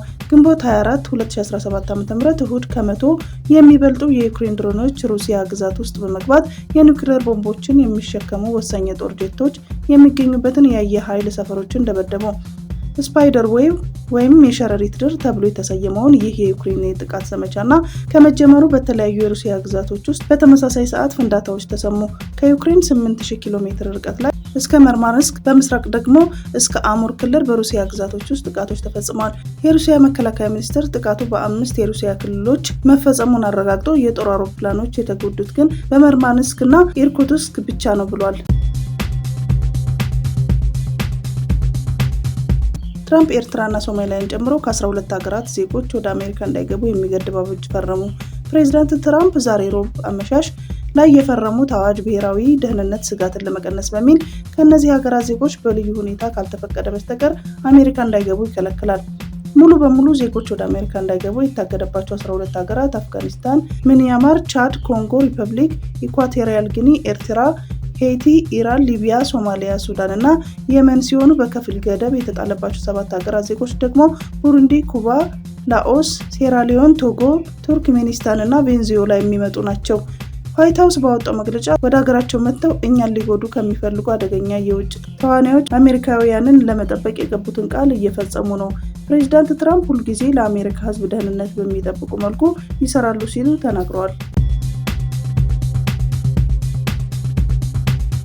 የእስራኤል ጦር በጋዛ ወደ እርዳታ ማከፋፈያዎች የሚወስዱ መንገዶችን እንደ የጦርነት ቀጠና ተደርገው እንደሚወሰዱ በማስጠንቀቅ ሮብ ዕለት እንደሚዘጉ አስታወቀ። ባለፈው ሳምንት ስራ የጀመረውና በአሜሪካና እስራኤል የሚደገፈው አወዛጋቢው የጋዛ ሰብአዊ ፋውንዴሽን የማዕከላቱን አደረጃጀትና ቅልጥፍና መጨመር የሚያስችሉ ማሻሻያ ስራዎች ለመስራት በሚል እንደሚዘጋ ተናግሯል። ድርጅቱ ሰራቸዋለሁ ካላቸው የማሻሻያ ስራዎች በተጨማሪ የእስራኤል መከላከያ ኃይል ፍልስጤማውያን ወደ እርዳታ ማከፋፈያ ማዕከላቱ እንዳይገቡ ወይም ወደ እነሱ በሚወስዱ መንገዶች መንቀሳቀስ የተከለከለ ነው ብሏል። ማክሰኞ ምሽት ላይ ቢያንስ 27 ፍልስጤማውያን በእስራኤል ወታደሮች በተተኮሰ ጥይት ተመተው መሞታቸውን በሐማስ የሚመራ የሲቪል መከላከያ ኤጀንሲ ገልጿል። በቀናት ልዩነት ውስጥ ወደ እርዳታ ማከፋፈያዎቹ በሚወስደው መንገድ ላይ አደጋ ሲከሰት ይህ ሶስተኛ ነው። የእስራኤል መከላከያ ኃይል በበኩሉ ከተመረጡ የመዳረሻ መንገዶች በማፈንገጥ ወደ እነርሱ በመምራት ላይ የነበሩ የተለያዩ ተጠርጣሪዎች ላይ ወታደሮቹ መተኮሳቸውን ተናግሯል። የማክሰኞውን ክስተት ተከትሎ በካን ዩኒስ የሚገኙ የናስር ሆስፒታል ዳይሬክተር አቴፍ አልሃውት የእስራኤል ወታደሮች በምዕራብ ራፋ እርዳታ ለመቀበል እየጠየቁ በነበሩ ሰላማዊ ዜጎች ላይ ተኩስ ከከፈቱ በኋላ በጥይት ተመተው የተጎዱ ሰዎች እየመጡ ነው ብለው ነበር። በሐማስ የሚመራ የሲቪል መከላከያ ኤጀንሲ ቃል አቀባይ መሐሙድ ባሳ ሰላማዊ ዜጎች በእርዳታ ጣቢያ አቅራቢያ በታንክ በድሮኖችና ሄሊኮፕተሮች ተተኩሶባቸዋል ብለዋል። በአካባቢው የሚሰሩ የውጭ ሀገር የሕክምና ባለሙያዎች ሁኔታውን በአጠቃላይ እልቂት ሲሉ ገልጸው በተጎጂዎች መጥለቅለቃቸውን ተናግረዋል። የእስራኤል መከላከያ በመግለጫው ወታደሮቹ የጋዛ ሰላማዊ ዜጎች ወደ ሰብአዊ እርዳታ ማከፋፈያ ቦታዎች እንዳይሄዱ እየከለከሉ አይደለም ብሏል። የጋዛ ሰብአዊ ፋውንዴሽን ሐሙስ ዕለት እንደገና እርዳታ ማከፋፈል እንደሚጀምር ተናግሯል። የረድኤት ቡድኑ ቃል አቀባይ የእስራኤል ጦር ወታደራዊ ድንበሮች አቅራቢያ ግራ መጋባት ወይም ፍጥጫ ውስጥ የሚያስገቡ አደጋዎችን ለመቀነስ የእግር እንቅስቃሴን እንደሚያሳልጥ ጠይቋል ሲል ሮይተርስ የዜና ወኪል ዘግቧል። የጋዛ ሰብአዊ እርዳታ ፋውንዴሽን አክሎም ለሰላማዊ ዜጎች የበለጠ ግልጽ መመሪያ ለማዘጋጀትና ደህንነታቸውን ለመደገፍ የሚያስችል ስልጠናዎችን ለማሻሻል እየሰራ ነው። አሁን የኛ ዋና ተቀዳሚ ጉዳይ እርዳታ የሚያገኙ ሰላማዊ ዜጎችን ደህንነትና ክብር ማረጋገጥ ነው ብለዋል። የተባበሩት መንግስታት ድርጅት ዋና ጸሐፊ አንቶኒዮ ጉቴሬዝ በተፈጸመው ጥቃት ላይ አፋጣኝና ገለልተኛ ምርመራ እንዲደረግ ጠይቀዋል። የጉቴሬዝ ቃል አቀባይ ለቢቢሲ እንደተናገሩት የእርዳታ ማዕከላት መዘጋታቸውን የሰብአዊ ድርጅት ማን እንደሆነ ግልጽ አለመሆኑንና የተጠያቂነት እጦት መኖሩን ያሳያል። በእነዚህ ማከፋፈያዎች ዙሪያ የታጠቁ ኃይሎችን እያየን ነው። ማን እንደሆኑ ለማን ተጠያቂ እንደሆኑ ማንም አያውቅም ብለዋል። የተባበሩት መንግስታት ድርጅት በጋዛ ውስጥ ከ2 ሚሊዮን በላይ ሰዎች ለረሃብ የተጋለጡ መሆናቸውን አስጠንቅቋል። በጋዛ እርዳታ መከፋፈል የጀመረው እስራኤል ለ11 ሳምንታት አጠቃላይ የምግብና ሌሎች እርዳታዎች እንዳይገቡ ካገደች በኋላ ነው። ሐማስ መስከረም 26 2016 ዓ.ም የእስራኤልን ድንበር ተሻግሮ ጥቃት በመፈጸም 1200 ሰዎች ሲገድል 251 ሌሎች ደግሞ አግቶ ወስዷል። የጋዛ ጤና ጥበቃ ሚኒስቴር በእስራኤልና በሐማስ መካከል ጦርነት ከተጀመረ ጊዜ ጀምሮ ቢያንስ 54470 ሰዎች ተገድለዋል ይላል።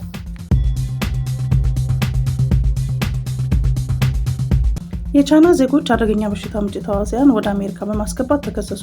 ሁለት የቻይና ዜጎች የዩናይትድ ስቴትስ ባለስልጣናት አደገኛ የስነ ህይወት ተዋሲያን ያሉትን ፈንገስ ወደ አሜሪካ በማስገባት ክስ ተመሰረተባቸው። ያንኩንግ ጂያን እና ዡያን ሊዊ የተባሉት ሴትና ወንድ ቻይናውያን በማሴር ህገወጥ እቃዎችን በማስገባት ሐሰተኛ ሰነድ በማቅረብ እንዲሁም ቪዛ በማጭበርበር መክሰሱን የሚቺገን ጠቅላይ አቃቤ ህግ ቢሮ አስታውቋል። የ34 ዓመቱ ዡያን ሊዊ ፈንገሱ በዲትሮይት አየር ማረፊያ በማስገባት የ33 ዓመት ፍቅረኛው በምትሰራበት በሚቺገን ዩኒቨርሲቲ ቤተ ሙከራ ለማጥናት ሙከራ ማድረጉን የክስ ዝርዝሩ ያስረዳል።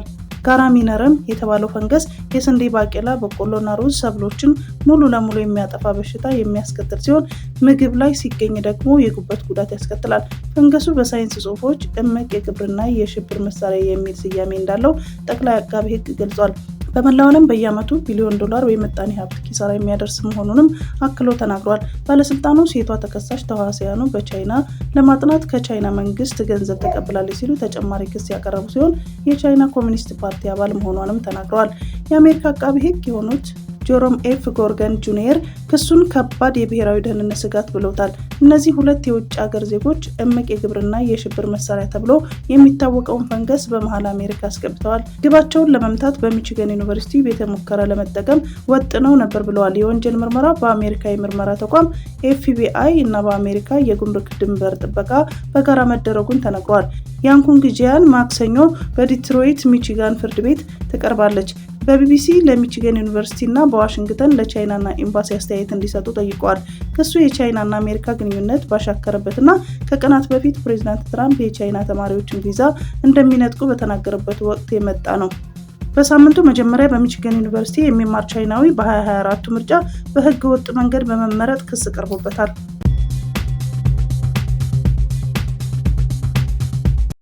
ጠቅላይ ሚኒስትር ማርክ ካርኔ ያልተረጋጋውን የካናዳ ኢሚግሬሽን መፍትሄ ለመስጠት ቃል ገብተዋል። የካናዳው መንግስት የጥገኝነት ጠያቂዎችን ቁጥር ለመቀነስ ያለመና የባለስልጣናቱን የበለጠ ስልጣን የሚሰጥ ረቂቅ ህግ አቀረበ። የካናዳ ኢሚግሬሽን ሚኒስተር ሊና ዲያብ ጠንካራ የድንበር ቁጥጥር የሀገሪቱን የኢሚግሬሽን ስርዓት በማሳደግ የተደራጀ ወንጀልና በህገወጥ መንገድ የሚገቡ አደንዛዥ እጾችንና የጦር መሳሪያዎችን ለመቆጣጠር ያለመ ነው ብለዋል።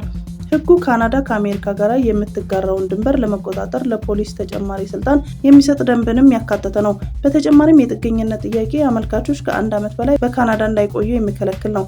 የቀረበው ህግ በስደተኝነት ተቀባይነቷ በምትታወቀው ካናዳ ላይ ጫናዎች መበርታታቸውን ተከትሎ የመጣ ሲሆን ሀገሪቱ ለገባቸው የመንግስት አገልግሎትና የቤት ቀውስ መፍትሄ ለማበጀት ስደተኞችን መገደብ አልሟል። የቀድሞ የጀስቲን ትሩዶ መንግስት የሀገሪቱን ምጣኔ ሀብት እድገት ለማነቃቃት ስደተኞችን በመቀበል የሚታወቅ ሲሆን በሀገሪቱ በጊዜያዊነት ለስራና ለትምህርት የሚገቡ ስደተኞች ቁጥር ከፍተኛ ሆኖ ተመዝግቧል። በተመሳሳይ ወቅትም ካናዳ የጥገኝነት ጠያቂዎች ቁጥር ያሻቀበ ሲሆን አመልካቾች ጉዳያቸው እስኪታይላቸው እስከ 2 ዓመት ድረስ ለመጠበቅ ግድ ብሏቸው ነበር። የሚያዝያውን የፌዴራል ምርጫ ያሸነፉት ጠቅላይ ሚኒስትር ማርክ ካርኔ ያልተረጋጋውን የካናዳ ኢሚግሬሽን ለመፍታት ቃል ገብተዋል። በነባሩ ህግ ስደተኞች ወደ ካናዳ ወዲያው እንደገቡ እንደ አየር ማረፊያ ባሉ መግቢያዎች አሊያም ካናዳ ከገቡ በኋላ ጥገኝነት መጠየቅ ይችላሉ። ስደተኞች ጥገኝነት ከመጠየቃቸው በፊት ካናዳ ውስጥ ለምን ያህል ጊዜ መቆየት እንዳለባቸው ገደብ አልነበረም። አዲሱ ህግ ግን ከ1 ዓመት በላይ በካናዳ የቆዩ ስደተኞች የጥገኝነት ጥያቄ የማይቀበል ሲሆን ወደ ሀገራቸው እንዲመለሱም የሚያደርግ ነው። ከዚህ በተጨማሪም አዲሱ ህግ በሶስተኛ ሀገር ስምምነት እንደ አሜሪካ ካሉ ሀገራት ወደ ካናዳ የሚገቡ ስደተኞች ጥገኝነት ጥያቄያቸውን በ14 ቀናት ማቅረብ አለባቸው ይላል። አዲሱ ህግ የአዲስ አመልካቾች ጉዳይ ለህብረተሰብ ጤናና ብሔራዊ ደህንነት ሲባል የመሰረዝ ስልጣን ለመንግስት የሰጠ ነው። 127 ገጾችን የያዘው ህግ ለወንጀል ምርመራ ሲባል የደብዳቤ ልውውጦችን አስቀድሞ የመክፈት ስልጣን መስጠቱ ታውቋል። ይሁን እንጂ ተቺዎች ረቂቅ ህጉ የሲቪል መብቶችን ይጥሳል እያሉ ነው። በተጨማሪ ህጉ የገንዘብ ዝውውር ላይ ገደብ የጣለ ሲሆን አንድ ግለሰብ ከ10,000 የካናዳ ዶላር በላይ እንዳያዘዋውር ይከለክላል።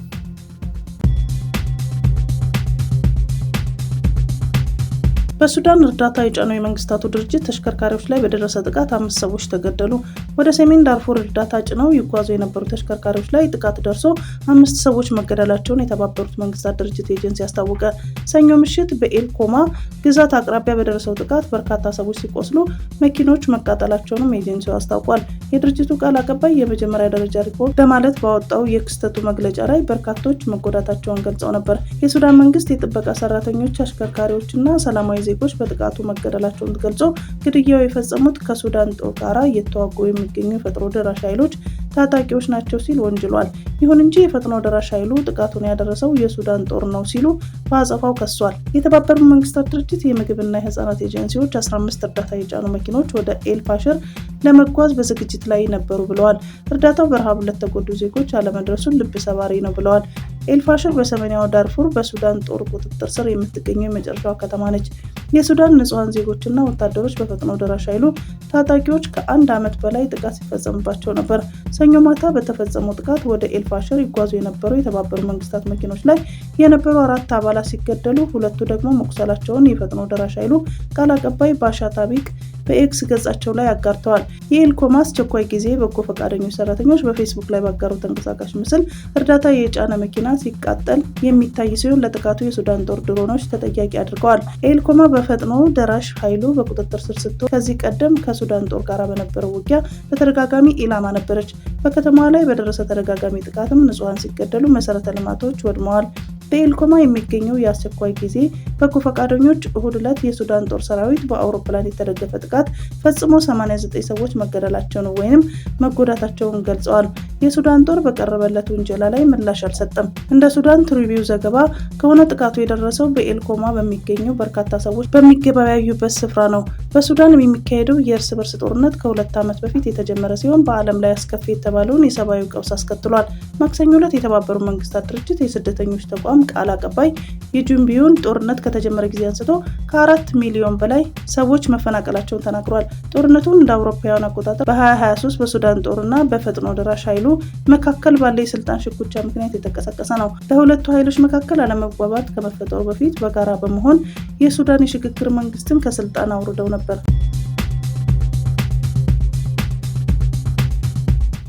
የኬንያ ፕሬዝዳንት ዊሊያም ሩቶ ሴት ልጅን አስመልክቶ የህይወት ታሪኳን የጻፈው ደራሲ ተከሰሰ። ግለሰቡ የፕሬዝዳንቱ ሴት ልጅ ፍቃድ ሳያገኝ እሷን የሚመለከት መጽሐፍ ጽፏል በሚል መከሰሱን ተከትሎ የኬንያ የህግ ባለሙያዎችና ተሟጋቾች ሁኔታውን አውግዘዋል። የፕሬዝዳንቱ ልጅ ቻርሊን ሩቶ ደራሲውን ዌብስተር ኦቼራ ኤላይጃህ ከሷ ፍቃድ ሳያገኝ በመጻፉ ስሜን ያለአግባብ ተጠቅሟል ስትል ነው የከሰሰችው። ደራሲው ከስም ባሻገር ቻርሊን ሩቶና የወጣቶች መነሳት በሚል ርዕስ ባወጣው መጽሐፍ ምክንያት ማክሰኞ ዕለት ክስ ተመስርቶበታል። ግለሰቡ ጥፋተኛ እንዳልሆነ ለፍርድ ቤት ቃሉን ከሰጠ በኋላ የዋስ መብቱ ተከብሮ ወጥቷል። ክሱ የመሰረተችው ቻርሊን ጉዳዩን አስመልክቶ ለፖሊስ እንዳመለከተች እና ህጋዊ አሰራር መከተሏን ለጋዜጠኞች ተናግራለች። የፕሬዝዳንቱ ልጅ መጽሐፉ ያለ ፈቃዷ ስለመጻፉ እንጂ በይዘቱ ላይ ቅሬታ አላቀረበችም። ተቺዎች ግን ይህንን አሰራር ህገወጥ አይደለም ይላሉ። ፖለቲከኛና የህግ ባለሙያ የሆኑት ዊሊስ ኦቶኖ ደራሲነት ለመወንጀል የመንግስትን ስልጣን ያለ አግባብ እየተጠቀሙበት ነው ይላሉ። የስነ ጽሁፍ ሀያሲው ኑግቡዋ ኑጉንጅሪ በበኩላቸው ደራሲውን ምንም ያጠፋው ጥፋት የለም ይላሉ። ሀያሲው ለዚህም ዋቢ የሚያደርጉት በአውሮፓውያኑ 2014 የታተመው በቀድሞው የኬንያ ፕሬዝዳንት ኡሁሩ ኬንያታ የህይወት ታሪክ ላይ የሚያጠነጥነውና ፈቃድ ያልተጠየቀበትን መጽሐፍ ነው። ሚሊዮን ጸሐፊዎች የእሷን መጽሐፍ መጻፍ ይችላሉ። ይህ ህጋዊ ነው። ቻርሊን ክስ መመስረት የምትችለው ደራሲ በምን መልኩ እሷን በተሳሳተ መንገድ ከገለጸ ብቻ ነው ሲሉ በፌስቡክ ገጻቸው አስፍረዋል። የፕሬዝዳንት ሩቶ ልጅ በኬንያ የሰዎችን ስም ያለአግባብ የምንጠቀምበትና የምናጠፋበት መጥፎ ባህል አለ ስትል ለጋዜጠኞች ተናግራ ይህ ትክክል አይደለም ብላለች። ቻርሊን ለደራሲ ፈቃዷን እንዳልሰጠችና መጽሐፉ አዎንታዊ ቢሆንም ለውጥ አያመጣም ብላለች። ብዙም የማይታወቀው በ25 ዓመቱ ደራሲ የታተመው ይህ መጽሐፍ በሰፊው አልተሰራጨም። ይዘቱን አስመልክቶ መረጃው ብዙ የለም። በበይነ መረብም መጽሐፉ የለም። ደራሲውን የወከሉት የህግ ባለሙያዎቹ ወንጀል እንዳልሆነ ተከራክረዋል። ኬኔዲ ሞንጋሬ የተባለው ጠበቃ ለሀገር ውስጥ መገናኛ ብዙሃን እንደተናገሩት ደንበኛቸው ቀደም ሲል በታዋቂው ፖለቲከኛ ራይላ ኦዲንጋና የአሜሪካ ፕሬዝዳንት ዶናልድ ትራምፕን የተመለከተ መጽሐፍ መጻፉን ነው። ቻርሊን ሩቶ በኬንያ ውስጥ ታዋቂ ስትሆን ከአሜሪካ ፕሬዝዳንት ልጅ ኢቫንካ ትራምፕ ጋርም የሚያመሳስሏት አልታጡም። በህዝባዊ ዝግጅቶች ላይ በአንድነት በተደጋጋሚ የምትቀርብ ሲሆን የተለያዩ ሀገራት መሪዎችን በማግኘት እንዲሁም ዓለም አቀፍ መድረኮች ላይ በመሳተፍ ትታወቃለች። በአውሮፓውያኑ 2022 የቀዳማዊት ሴት ልጅ ብላ ለጠራችው ቢሮ የህዝብ ገንዘብ ውሏል መባሉን አስተባብላለች። ከአማራና ከኦሮሚያ ክልሎች ውስን ስፍራዎች ውጭ በኢትዮጵያ ሰብአዊም ቁሳዊም ጉዳት እያደረሰ ያለ ግጭት የለም ሲሉ የሰላም ሚኒስተር አቶ መሐመድ እንድሪስ ተናግረዋል። ሚኒስትሩ ከገዢዎች ፓርቲ ጋር ቅርበት ካለው ፋና ቴሌቪዥን ጋር ባደረጉት ረዘም ያለ ቃለ ምልልስ ላይ የሀገሪቱ ሰላም ሁኔታ እየተሻሻለ መሆኑንና ነባራዊ ሁኔታን እያነጻጸሩ አስረድተዋል። አቶ መሐመድ አስቀድመውም ለ2 ዓመት የተካሄደው ደም አፋሳሽ የትግራይ ጦርነት በማንሳት ብስለትን መሰረት ያደረገ እርምጃ ባሉት የፕሪቶሪያ የሰላም ስምምነት ግጭቱ ማብቃቱን አድንቀዋል። የአማራ ክልል የትጥቅ ግጭትን በተመለከተም ከ2 ዓመታት በፊት የክልሉ አብዛኛዎቹ አካባቢዎች በታጣቂዎች ቁጥጥር ስር እንደነበሩ አንስተው ክልሉ ከፍተኛ ሰላም መደፍረስ እንደነበረበትም አስታውሰዋል። እንደ ቢቢሲ ዘገባ ከመጪው ሰኞ ሰኔ 1 ቀን 2017 ዓ.ም ጀምሮ ተግባራዊ ለሚሆነው ለዚህ እገዳ የተለያዩ ምክንያቶች ከዋይት ሀውስ ተሰጥቷል። ከእነዚህም መካከል ሀገራቱ ያላቸውን የጉዞና የዜግነት ሰነዶች አያያዝ አስተማማኝነት፣ ፖለቲካን ለመረጋጋትና ከዚህ በፊት ወደ አሜሪካ ገብተው በዚያው የቀሩ ዜጎቻቸው መጠን ተጠቃሽ ናቸው። እገዳው ከተጣለባቸው ሀገራት ከግማሽ በላይ የሚሆኑት ከአፍሪካ ሲሆኑ እነሱም ኤርትራ፣ ሱዳን፣ ሶማሌ፣ ቻድ፣ ዲሞክራቲክ ኮንጎ፣ ኢኳቶሪያል ጊኒ እና ሊቢያ ሲሆኑ ይህም ማለት ከ12ቱ ሀገራት 7ቱ ከአፍሪካ ናቸው። በሽብር ቡድንነት የተፈረጀው አልሸባብ እየተፈተነች ያለችው ሶማሊያ የመንግስቷ ደካማ መሆኑና በግዛቷ ያለው የሽብር ቡድን እንቅስቃሴ ለአሜሪካ ስጋት መሆኑን ተጠቅሷል። ዋይት ሀውስ ሶማሊያ ፓስፖርትና ሌሎች ዜግነት መታወቂያዎችን የሚሰጥ ብቃት ያለውና ማጣራትና ምርመራ የሚያደርግ ተባባሪ የሆነ ማዕከላዊ ባለስልጣን የላትም ሲል በምክንያትነት አስቀምጧል። እንዲሁም የሀገሪቱ መንግስት ግዛቱን የመቆጣጠርና የማስተዳደር ብቃት የለውም ያለ ሲሆን ይህም የሶማሊያ መንግስት በግዛቱ ውስጥ ያለውን ቁጥጥርና የበላይነት ውስን ያደርገዋል ብሏል። የአሜሪካ መንግስት ሶማሊያ የሽብርተኞች መሸሸጊያ ናት በማለት ሽብርተኞች ጥቃቶችን ለማቀድ ለማደራጀትና ለመፈጸም የሀገሪቱ ግዛቶችን እንደሚጠቀሙ አመላክቷል። በተጨማሪም ሶማሊያ ለአሜሪካ ብሔራዊ ደህንነት ስጋት የሆኑ ሽብር ቡድኖችን ለመቀላቀል የሚሞክሩ ሰዎች መዳረሻ ነች ያለ ሲሆን የሽብር ቡድኖች በነጻነት እንዳይንቀሳቀሱ ለማድረግ የሀገሪቱ መንግስት ቁጥጥር የማድረግ ፈተና እንደገጠመው ተጠቅሷል። በተጨማሪም ሶማሊያ ከአሜሪካ የሚባረሩ ዜጎቿን ያለመቀበል ታሪክ ያላት መሆኑን በማመልከት ዜጎቿ በስደተኝነትም ሆነ ከዚያም ውጭ ወደ ዩናይትድ ስቴትስ እንዳይገቡ ሙሉ በሙሉ መታገዳቸው ተገልጿል። በዋይት ሀውስ የወጣው መግለጫ በኤርትራ ዜጎች ላይ ወደ አሜሪካ እንዳይገቡ እገዳ እንዲጣል ምክንያት የሆኑ ሰበቦችን አስቀምጧል። በዚህም በኤርትራ ፓስፖርት የዜግነትና ነዋሪነት መታወቂያ በሚሰጠው ማዕከላዊ ባለስልጣን ብቃት ላይ አሜሪካ ጥያቄ እንዳላት ተጠቅሷል።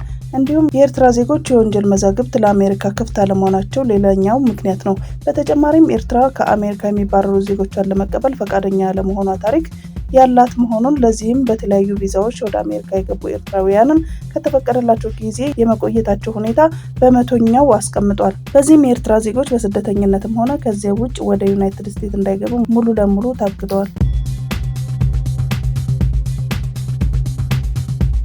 በሰሜናዊ ጋዛ የተገደለው ኢትዮጵያዊ ወታደር የቀብር ስነ ስርዓት ተፈጸመ።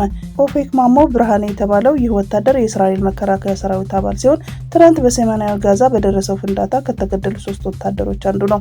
የእነዚህን 3 ወታደሮች ግድያ በተመለከተ ጠቅላይ ሚኒስትር ቤንጃሚን ኔታንያሁ ባሳለፉት መልእክት ለሞቱት ወታደሮቻችን የተሰማኝን ጥልቅ ሐዘን እገልጻለሁ። ለቤተሰቦቻቸው መናገር የሚፈልገው እነዚህ ልጆች የሞቱት እንደሌላው ከሐማስ ጋር በሚደረገው ጦርነት አይደለም፣ ይልቁንም ታጋቾችን ለማስለቀቅና ጋዛ ከዚህ በኋላ የእስራኤል ስጋት እንደማይሆን ለማረጋገጥ በሚደረገው ፍልሚያ ነው ብለዋል። ጨምረው ምንም እንኳን እየከፈልን ያለው ዋጋ ከፍተኛ ቢሆንም ይህን ጦርነት የጀመርንበት ዓላማ አንድም ሳናስቀር ሙሉ በሙሉ እንደምናሳካ ላረጋግጥላችሁ ፈልጋለሁ በማለት አስረድተዋል። ሰርጀንት ኢፌክ የወይዘሮ ሊያና የአቶ ማሞ ልጅ ሲሆን 3 እህቶችም የነበሩት ነው። የቀብር ስነ ስርዓቱ ትላንት በርካታ ቤተ እስራኤላውያን፣ ኢትዮጵያውያንና የእስራኤል መከላከያ ኃላፊዎች በተገኙበት ተፈጽሟል።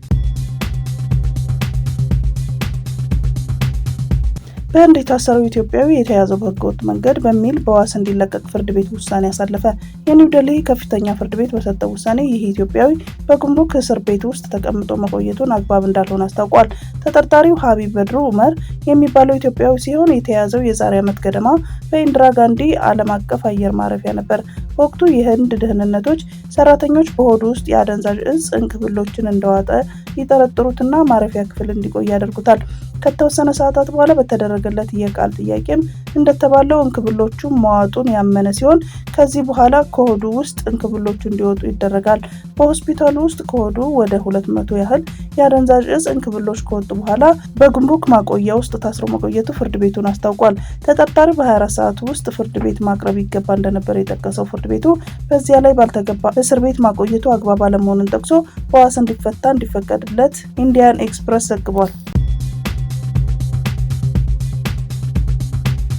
ሐማስ የተባበሩት መንግስታት ድርጅት በጋዛ የተኩስ አቁም ላይ ያወጣውን ውሳኔ ውድቅ በማድረጉ አሜሪካን ወቀሰ። የውሳኔ ሀሳቡ 14-1 የሆነ ድጋፍ ድምጽ ቢያገኝም ብቸኛ የውሳኔ ተቃዋሚ የሆነችው አሜሪካ ድምጽ በድምጽ የመሻር መብቷን በመጠቀም ውድቅ አድርጋለች።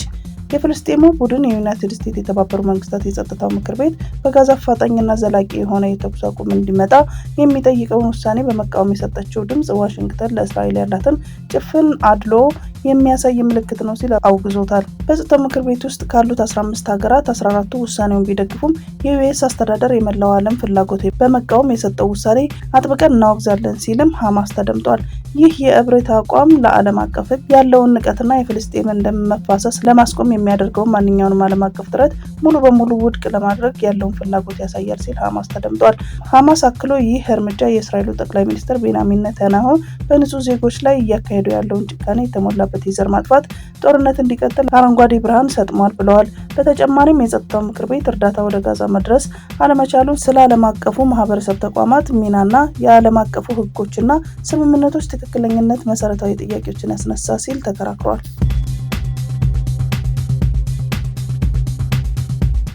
ዶናልድ ትራምፕ የሃርቫርድ ዩኒቨርሲቲ ተማሪዎች ቪዛ እገዳ መመሪያን በፊርማቸው አጸደቁ። መመሪያው የአሜሪካ የውጭ ጉዳይ ሚኒስቴር አሁንም በሃርቫርድ ዩኒቨርሲቲ ትምህርታቸውን እየከታተሉ የሚገኙ ተማሪዎችን ቪዛ እንዲያግድ ስልጣን የሚሰጥ ነው ተብሏል። የትራምፕ አስተዳደር በቅርቡ ለሃርቫርድ ዩኒቨርሲቲ ሲሰጥ የነበረውን $450 ሚሊዮን በጀት አቋርጧል።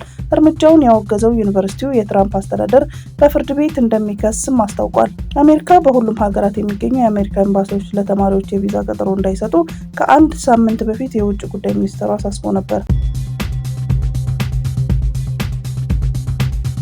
ቻድ ለአሜሪካ የቪዛ ገደብ አጸፋዊ ምላሽ ሰጠች። የአሜሪካው ፕሬዝዳንት ዶናልድ ትራምፕ ቻድን ጨምሮ በርካታ የአፍሪካ ሀገራት ዜጎች ወደ አሜሪካ እንዳይገቡ የሚከለክል ገደብ መጣላቸውን ተከትሎ ቻድ አጸፋዊ ምላሽ ሰጥታለች። የቻድ ፕሬዝዳንት መሐመድ ኢድሪስ ዴቢት ነው ክብርን ተገን ያደረገ ነው ባሉት ምላሽ የአሜሪካ ዜጎች ወደ ሀገራቸው እንዳይገቡ የቪዛ ገደብ እንዲጣል ትዕዛዝ ሰጥተዋል። ፕሬዝዳንቱ ቻድ የምትሰጠው አውሮፕላኖችም ሆኑ $ቢሊዮን የሏትም፣ ክብርና ግርማዋን ግን አላጣችም ሲሉ መናገራቸውን ስፑትኒክ ዘግቧል። በፕሬዝዳንት ዶናልድ ትራምፕ እና በቢሊዮነሩ ኤሎን መስክ መካከል ያለውን የከረረ ውጥረት ዛሬ ሐሙስ በአደባባይ ፈነዳ።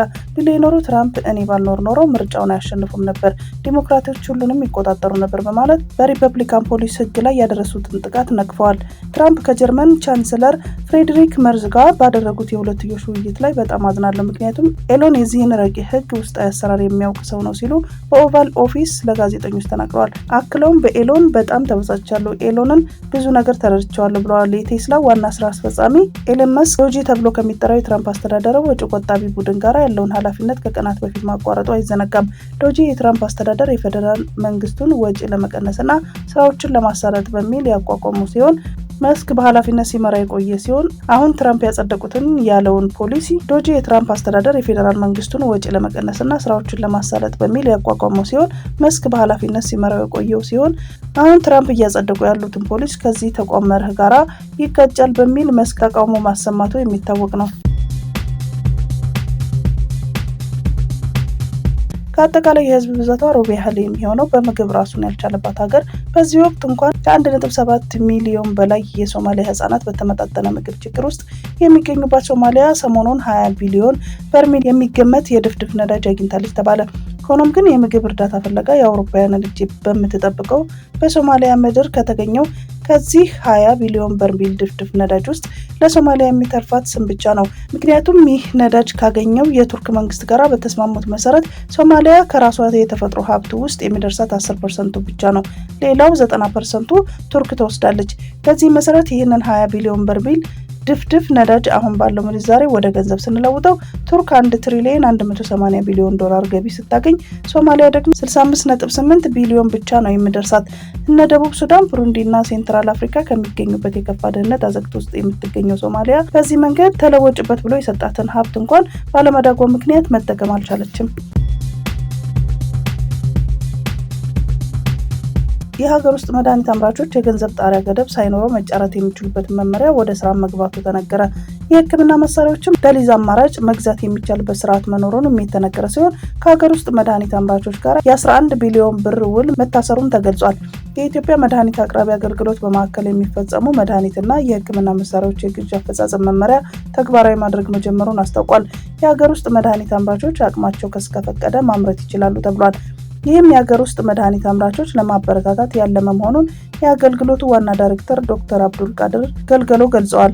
ከዚህ በፊት ለመድኃኒት ግዢ ለ200 ቀናት በላይ ጨረታው ይቆይ ነበር ያሉት ዋና ዳይሬክተሩ በአዲሱ መመሪያ መሰረት ለሀገር ውስጥ ተጫራቾች 15 ተከታታይ ቀናትና ዓለም አቀፉ ተጫራቾች ደግሞ በ21 ቀናት መጫረታቸውን ማቅረብ የሚችሉበት ሂደት መፈጠሩን አንስተዋል።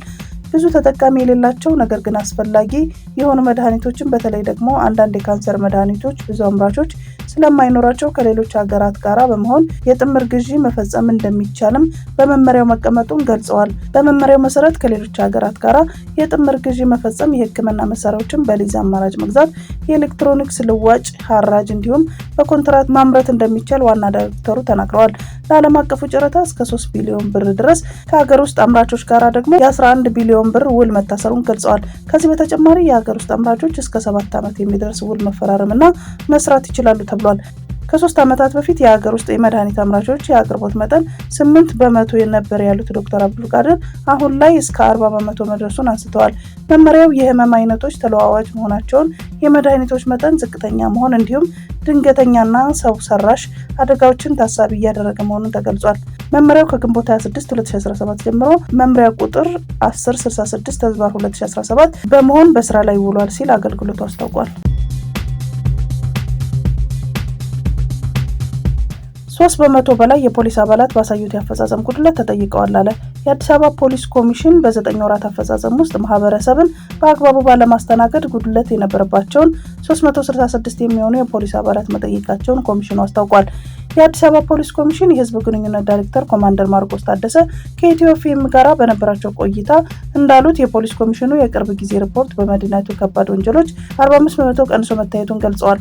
በ11ዱም ክፍለ ከተማ 119 ወረዳዎችና 833 ቀጠናዎች ለሚገኙ ነዋሪዎች የከተማው ነባራዊ ሁኔታ መነሻ በማድረግ ግንዛቤ ማስጨበጫ ስራዎች ተሰርቷል ብሏል። በከተማይቱ ወንጀል ይፈጸምባቸዋል ተብለው በሚገመቱ ቦታዎች ላይ 440 ካሜራዎች መተከላቸውንና ወንጀል መከላከል ስራን እያገዙ ነው ተብሏል። በተመሳሳይ በተቋሙ ያሉ እነዚህ መሳሪያዎች የተቋሙ አባላት ከተጠርጣሪዎች አያያዝና የህግ አግባብን እየተከተለ የምርመራ መደረግ አለመደረጉን የሚያሳይ እንዲሆን የተዘጋጀ መሆኑን ኮሚሽኑ ገልጸዋል። እነዚህ ስራዎች እየተሰሩ ያሉት በ11 ክፍለ ከተሞችና እንዲሁም በ90 ፖሊስ ጣቢያዎችና በ832 የማህበር አቀፍ የፖሊስ አገልግሎት መስጫ ማዕከላት ስራዎቹ እየተሰሩ እንደሚገኙ ገልጸዋል። የመንግስትና የግል ሰራተኞች ከደሞዝ ላይ ለአደጋ ስጋት ምላሽ ፈንድ እንዲያዋጡ የሚያስገድደውን ድንጋጌ ተሰረዘ። ወደፊት ለሚቋቋመው የአደጋ ስጋት ምላሽ ፈንድ ከመንግስትና ከግል ተቋማት ሰራተኞች ደሞዝ መዋጮ እንዲሰበሰብ የሚያስገድደውን የአዋጅ ድንጋጌ ተሰረዘ። ድንጋጌው በዛሬው ዕለት በፓርላማው ከጸደቀው የአደጋ ስጋት ስራ አመራር አዋጅ ውስጥ እንዲወጣ የተደረገው በሰራተኞች ላይ ተደራራቢ ጫና እንዳያስከትል ታስቦ መሆኑ ተገልጿል። ባለፈው መጋቢት ወር መጀመሪያ ለተወካዮች ምክር ቤት የቀረበው ይህ አዋጅ የመንግስትና የግል ተቋማት ከሚሰጧቸው 15 አይነት አገልግሎቶች ለአደጋ ስጋት ምላሽ ፈንድ ገቢ እንዲሰበሰቡ የሚያስገድደውን ድንጋጌ በውስጡ ይዞ ነበር። ፈንዱ ለአደጋ ስጋት ቅነሳ፣ ምላሽና መልሶ ማቋቋም ተግባራት የሚውል እንደሆነ በአዋጁ ላይ ሰፍሯል። በገቢ ምንጭነት በአዋጁ ተዘርዝረው ከነበሩት መካከል የመንግስትና የግል ድርጅቶች ተቀጣሪ ሰራተኞች ከሚከፍላቸው የተጣራ ደሞዝ ላይ መዋጮ እንዲሰበሰብ የሚያስገድደውን ድንጋጌ አንዱ ነበር። አዋጁ ለውይይት በቀረበበት ወቅት ከደሞዝ ላይም ሆነ ከተለያዩ አገልግሎቶች ለፈንዱ ገቢ የሚሆን ገንዘብ መሰብሰብ የግለሰቦችን የመክፈል አቅም ያገናዘበ ነው ወይ የሚለውን ጥያቄ አስነስቶ ነበር።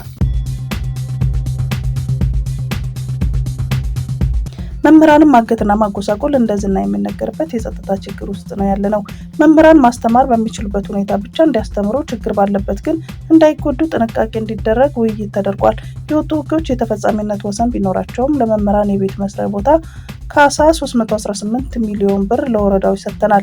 እንደ ደረጃ እድገትና መሰል የመምህራን ጥቅማ ጥቅሞች በሂደት በውይይት ይስተካከላል። አብዛኛውን በጀት ደመወዝ ነው የሚወስደው። ለትምህርት ኢንቨስትመንቱ የበለጠ ትኩረት መስጠት አለበት። በተለይም በሰው ኃይል ልማቱ ላይ መሰራት ይኖርበታል። የኢትዮጵያ ምሁራን በኢትዮጵያ ታሪክ ላይ ስምምነት ያላቸው የታሪክ ብያኔና በትርክት ጉዳይ ላይ በደንብ መወያየት ያስፈልጋል። የአማራ ክልል ርዕሰ መስተዳደር አረጋ ከበደ በባህር ዳር ከተማ በተካሄደው ክልላዊ መምህራን ውይይት ማጠቃለያ መድረክ የጂአይጂ ክፍያን በተመለከተ በአማራ ክልል የሚኒስትሮች ምክር ቤት የወሰነውን ፈጽሟል። ከመምህራን አኳያ የክልሉ መንግስት ያስቀረው ጥቅማ ጥቅም የለም ብለዋል።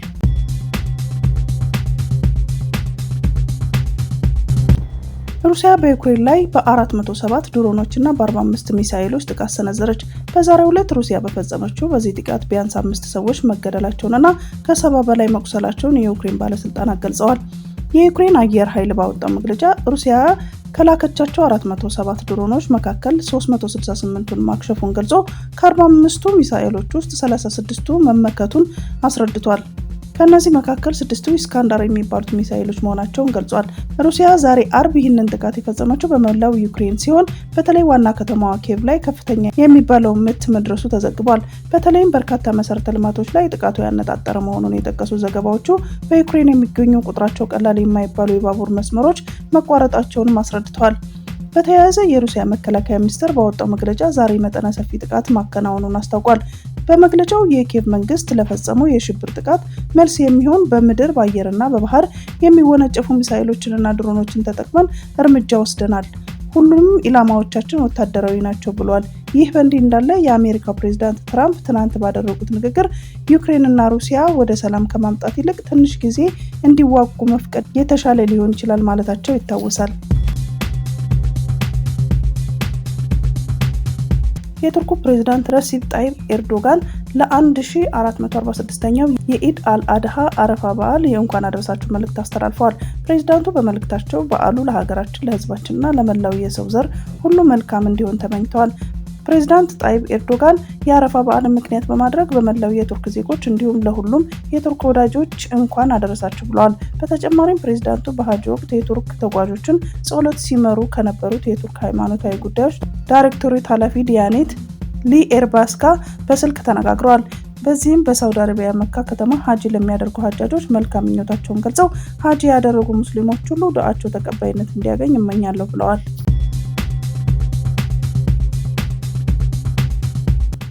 ሶሪያውያን የበሽር አልአሳድ መንግስት ከወደቀ ወዲህ የመጀመሪያውን የኢድ አልአድሃን በዓል በደማቁ ህዝባዊ ዝግጅቶች አክብረዋል።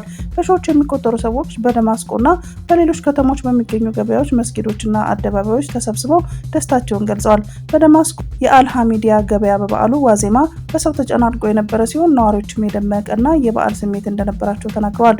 ሰላማችንን አግኝተናል፣ በዓሉ ከቤተሰባችን ጋር በደስታ አክብረናል፣ ምስጋና ለፈጣሪ ሲሉ ለሶሪያ ቴሌቪዥን አስተያየታቸውን የሰጡ በርካታ ናቸው። ጣቢያ ያነጋገራቸው ሶሪያውያን እንደገለጹት አገሪቱ ከ13 ዓመታት የእርስ በርስ ጦርነት በኋላ ራሷን በምትገነባበት በዚህ አስቸጋሪ ኢኮኖሚ ወቅት የሰዎች መጨናነቅ በግብይትና በማህበራዊ እንቅስቃሴዎች ላይ መነቃቃትን ያሳያል። ልብሶች፣ መጫወቻዎች እና ጣፋጮች ከፍተኛ ተፈላጊነት የነበራቸው ሲሆን የሱቅ ባለቤቶችም ከቀደሙት ዓመታት ጋር ሲነጻጸር በሽያጭ ላይ ጉልህ መሻሻል መኖሩን አስታውቀዋል። የልብስ መሸጫ ሱቅ ባለቤት የሆኑት ኢማድ አልዘይን የዘንድሮ በዓል ሰላማዊና የኢኮኖሚ መነቃቃት የታየበት በመሆኑ ይለያል ሲሉ ተናግረዋል። በበሽር አልአሳድ መንግስት ለእስር ይፈለግ የነበረው ወንድሟ በስደት ከነበረበት ኩዌት ተመልሶ ከቤተሰቧ ጋር ማክበሩን እጅግ እንዳስደሰታት ረህም አልሙሐመድ መናገሯን ዘኒው አረብ ዘግቧል። በአስከፊው አገዛዝ የሚታወሱ የቀድሞ የሶሪያ መሪ በሽር አልአሳድ እንደ አውሮፓውያን አቆጣጠር በወርሃ ህዳር ላይ አማጽያኑ የሀገሪቱ ከተሞች በመቆጣጠራቸው ለሌሊቱ በአውሮፕላን ሀገሪቱን ለቀው መሸሻቸውን አይዘነጋም። ለ24 ዓመታት የቆየው የበሽር አልአሳድ መንግስት እንዳበቃለት አማጽያኑና ነዋሪዎቹ ወደ ኡሚያድ አደባባይ ወጥተው በደስታ ሲጨፍሩ ማደራቸው የሚታወስ ነው።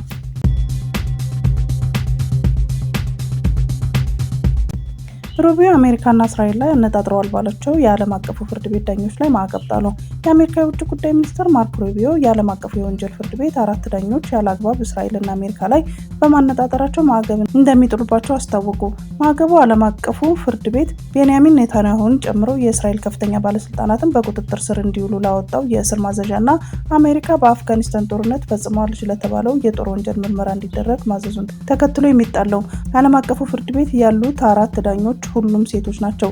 የዓለም አቀፉ ወንጀለኞች ፍርድ ቤት ዳኞች ኡጋንዳዊቷ ሶሎሚ ባሉንጊ ቦሳ፣ ሉዝዴል አከርመን፣ ኢባኔዝ ካራንዛ፣ ከፔሩ ቤኒናዊቷ ሪኒ አዴላዴ ሶፊ አላፒኒ ጋኖሱ እንዲሁም የስሎቫኒያ ዜጋ የሆኑት ቤቲ ሆህለር ናቸው።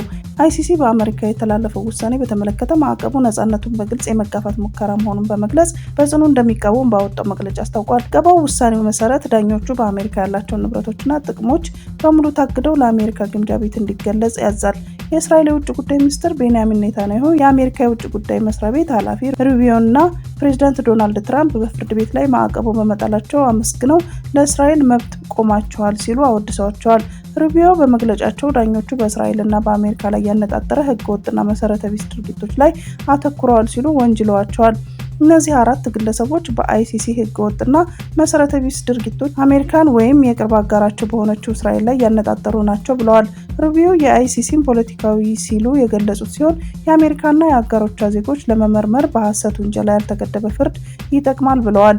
ይህ አደገኛ እርምጃና ስልጣንን ያላግባብ መጠቀም የዩናይትድ ስቴትስና የአጋሮቻችንን እስራኤልን ጨምሮ ሉዓላዊነትና ብሔራዊ ደህንነትን ይጥሳል። የአይሲሲ በሰጠው ምላሽ ሙሉ በሙሉ ከሰራተኞቻቸው ጎን እንቆማለን፣ እኛም ስራችንን ሳይስተጓጎል ይቀጥላል ሲል ገልጿል። ተጠያቂነት እንዲኖር በሚሰሩ ላይ ማነጣጠር በግጭት ውስጥ የሚገኙ ሰላማዊ ዜጎችን ለመርዳት ምንም አይፈይድም ሲል ፍርድ ቤቱ ተናግሯል። ከእነዚህ ማዕቀቦች የተጣሉት በተመረጡ ግለሰቦች ላይ ብቻ ሳይሆን ፍርድ ቤቱ በሚደግፉ ሁሉ ላይም ያነጣጠሩ ናቸው። እንዲሁም ጉዳያቸው ወደ ፍርድ ቤቱ በሚቀርቡ ሁሉም ንጹሐን ተጎጆች ላይ ያነጣጠረ ነው። አይሲሲ በዘር ማጥፋት፣ በሰብአዊ ላይ በተፈጸሙ ወንጀሎችና በጦር ወንጀሎች ላይ ክስ የማቅረብ ስልጣን ያለው ዓለም አቀፉ ፍርድ ቤት ነው። ባለፈው ዓመት በጋዛ የጦር ወንጀል ፈጽመዋል በሚል ኔታንያሁና የእስራኤል የቀድሞ መከላከያ ሚኒስትር ዮአፍ ጋላንት ላይ የእስር ማዘዣ አውጥቷል። የሐማስ ወታደራዊ አዛዥ መሐመድ ዴፍ ላይም የእስር ማዘዣ አውጥቶ የነበረ ቢሆንም እስራኤል ባለፈው ዓመት ባደረገችው የአየር ድብደባ መገደሉ ተረጋግጧል። ዳኞቹ በእስራኤልና በሐማስ መካከል በተደረገው ጦርነት 3 ሰዎች በጦር ወንጀሎችና በሰብአዊ ላይ ለተፈጸሙ ጥሰቶች የወንጀል ተጠያቂነት ያለባቸው ተጨባጭ ምክንያቶች እንዳሉ ተናግረዋል። እስራኤልም ሆነ ሐማስ ክሱን ውድቅ አድርገውታል። በየካቲት ወር ላይ ፕሬዚዳንት ትራምፕ በአይሲሲ ዋና አቃቢ ሕግ ካሪም ካን ላይ የኢኮኖሚ ማዕቀብ ጥለው ፍርድ ቤቱ ስልጣኑን ያላግባብ ተጠቅሟል ብለዋል። በሐሙሱ የአሜሪካ ውጭ ጉዳይ ሚኒስቴር መግለጫ ሁለቱ ዳኞች ቦሳና ኢባኔዝ ካራንዛ አይሲሲ በአፍጋኒስታን በሚገኙ የአሜሪካ ሰራተኞች ላይ ምርመራ እንዲያደርግ ፈቃድ ሰጥተዋል ብለዋል። ሌሎቹ 2 ዳኞች አላፒኒ ጋኖሱና ሆህለር ለኔታንያሁና ጋላንት የእስር ማዘዣ እንዲወጣ ትዕዛዝ ሰጥተዋል።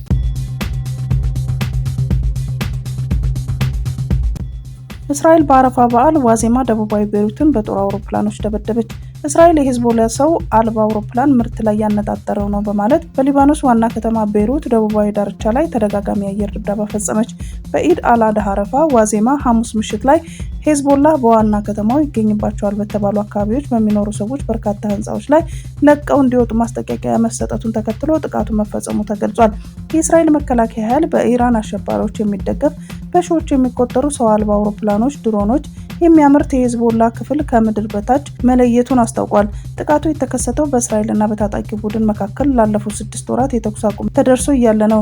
የሊባኖስ ጠቅላይ ሚኒስትር ድብደባውን በጽኑ አወግዛለሁ ብለዋል። ነዋፍ ሰላም በኤክስ ገጻቸው ባጋሩት ጽሑፍ በሀገራችን በደህንነት በመረጋጋቷና በኢኮኖሚ በተለይም በበዓላት ዋዜማና በቱሪስት መገኛ ሰሞን ላይ ስልታዊና ሆን ተብሎ የተደረገ ጥቃት እንደሆነ ቆጥረዋለሁ ብለዋል።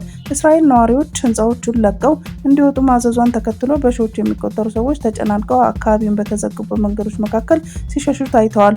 ከዚያም በእስራኤል አየር ኃይል ከተፈጸመ ጥቃት የተነሳ የአካባቢው ሰማይ በጭስ ተሸፍኖ ታይቷል።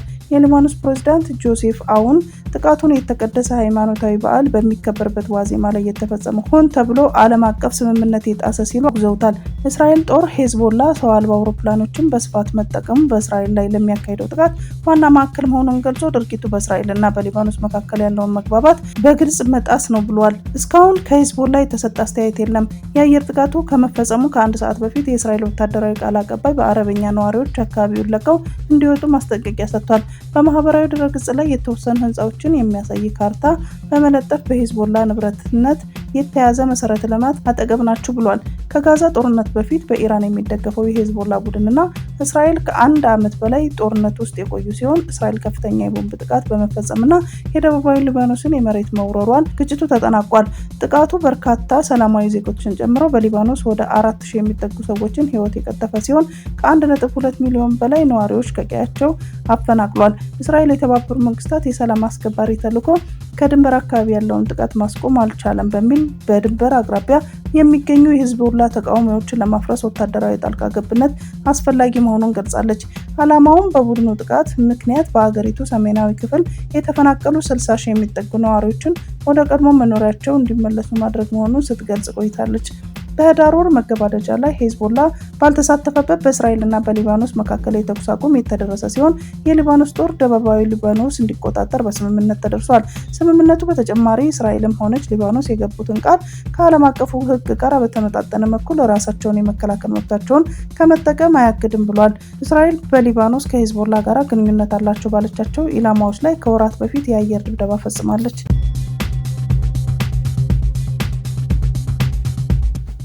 የሰሜን ኮሪያ ውጭ ጉዳይ ሚኒስትር ለኢትዮጵያ አቻቸው ደብዳቤ ላኩ። የውጭ ጉዳይ ሚኒስትር ቾን ሶይሁይ የጻፉት ደብዳቤ በሁለት ሀገራት መካከል ዲፕሎማሲያዊ ግንኙነት የተመሰረተበትን 50ኛ ዓመት የሚመለከት መሆኑን ቮይስ ኦፍ ኮሪያ ዘግቧል። ግንኙነቱ ይህንን ዓመት በማስቆጠሩ ደስታቸውን ለውጭ ጉዳይ ሚኒስትር ጌዲዮን ጢሞቴዎስ ገልጸው ወደፊት የሀገሪቱ ግንኙነት የበለጠ ይጠናከራል የሚል ተስፋ እንዳላቸው ማስታወቃቸው ዘገባው አስረድቷል። እንደ ዘገባው ዶክተር ጌዲዮን በበኩላቸው ለዚህ በሰጡት መልስ በሁለቱ ሀገራት መካከል ያለውን ግንኙነት የላቀ ደረጃ ለማድረስ ጥረት እንደሚያደርጉ ቃል ገብተዋል። ፕሬዚዳንት ትራምፕ በሃርቫርድ ዩኒቨርሲቲ ላይ ያወጡትን ሕግ ፍርድ ቤት እገዳ ጣለበት።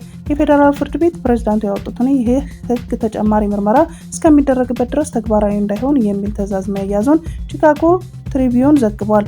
ትራምፕ በዩኒቨርሲቲው ላይ ያወጡትን ሕግ ተከትሎ ክስ ያቀረበው ራሱ ዩኒቨርሲቲው ሲሆን በክሱ ላይ በርካታ ተማሪዎች እንደሚጎዱ አስታውቆ ነበር።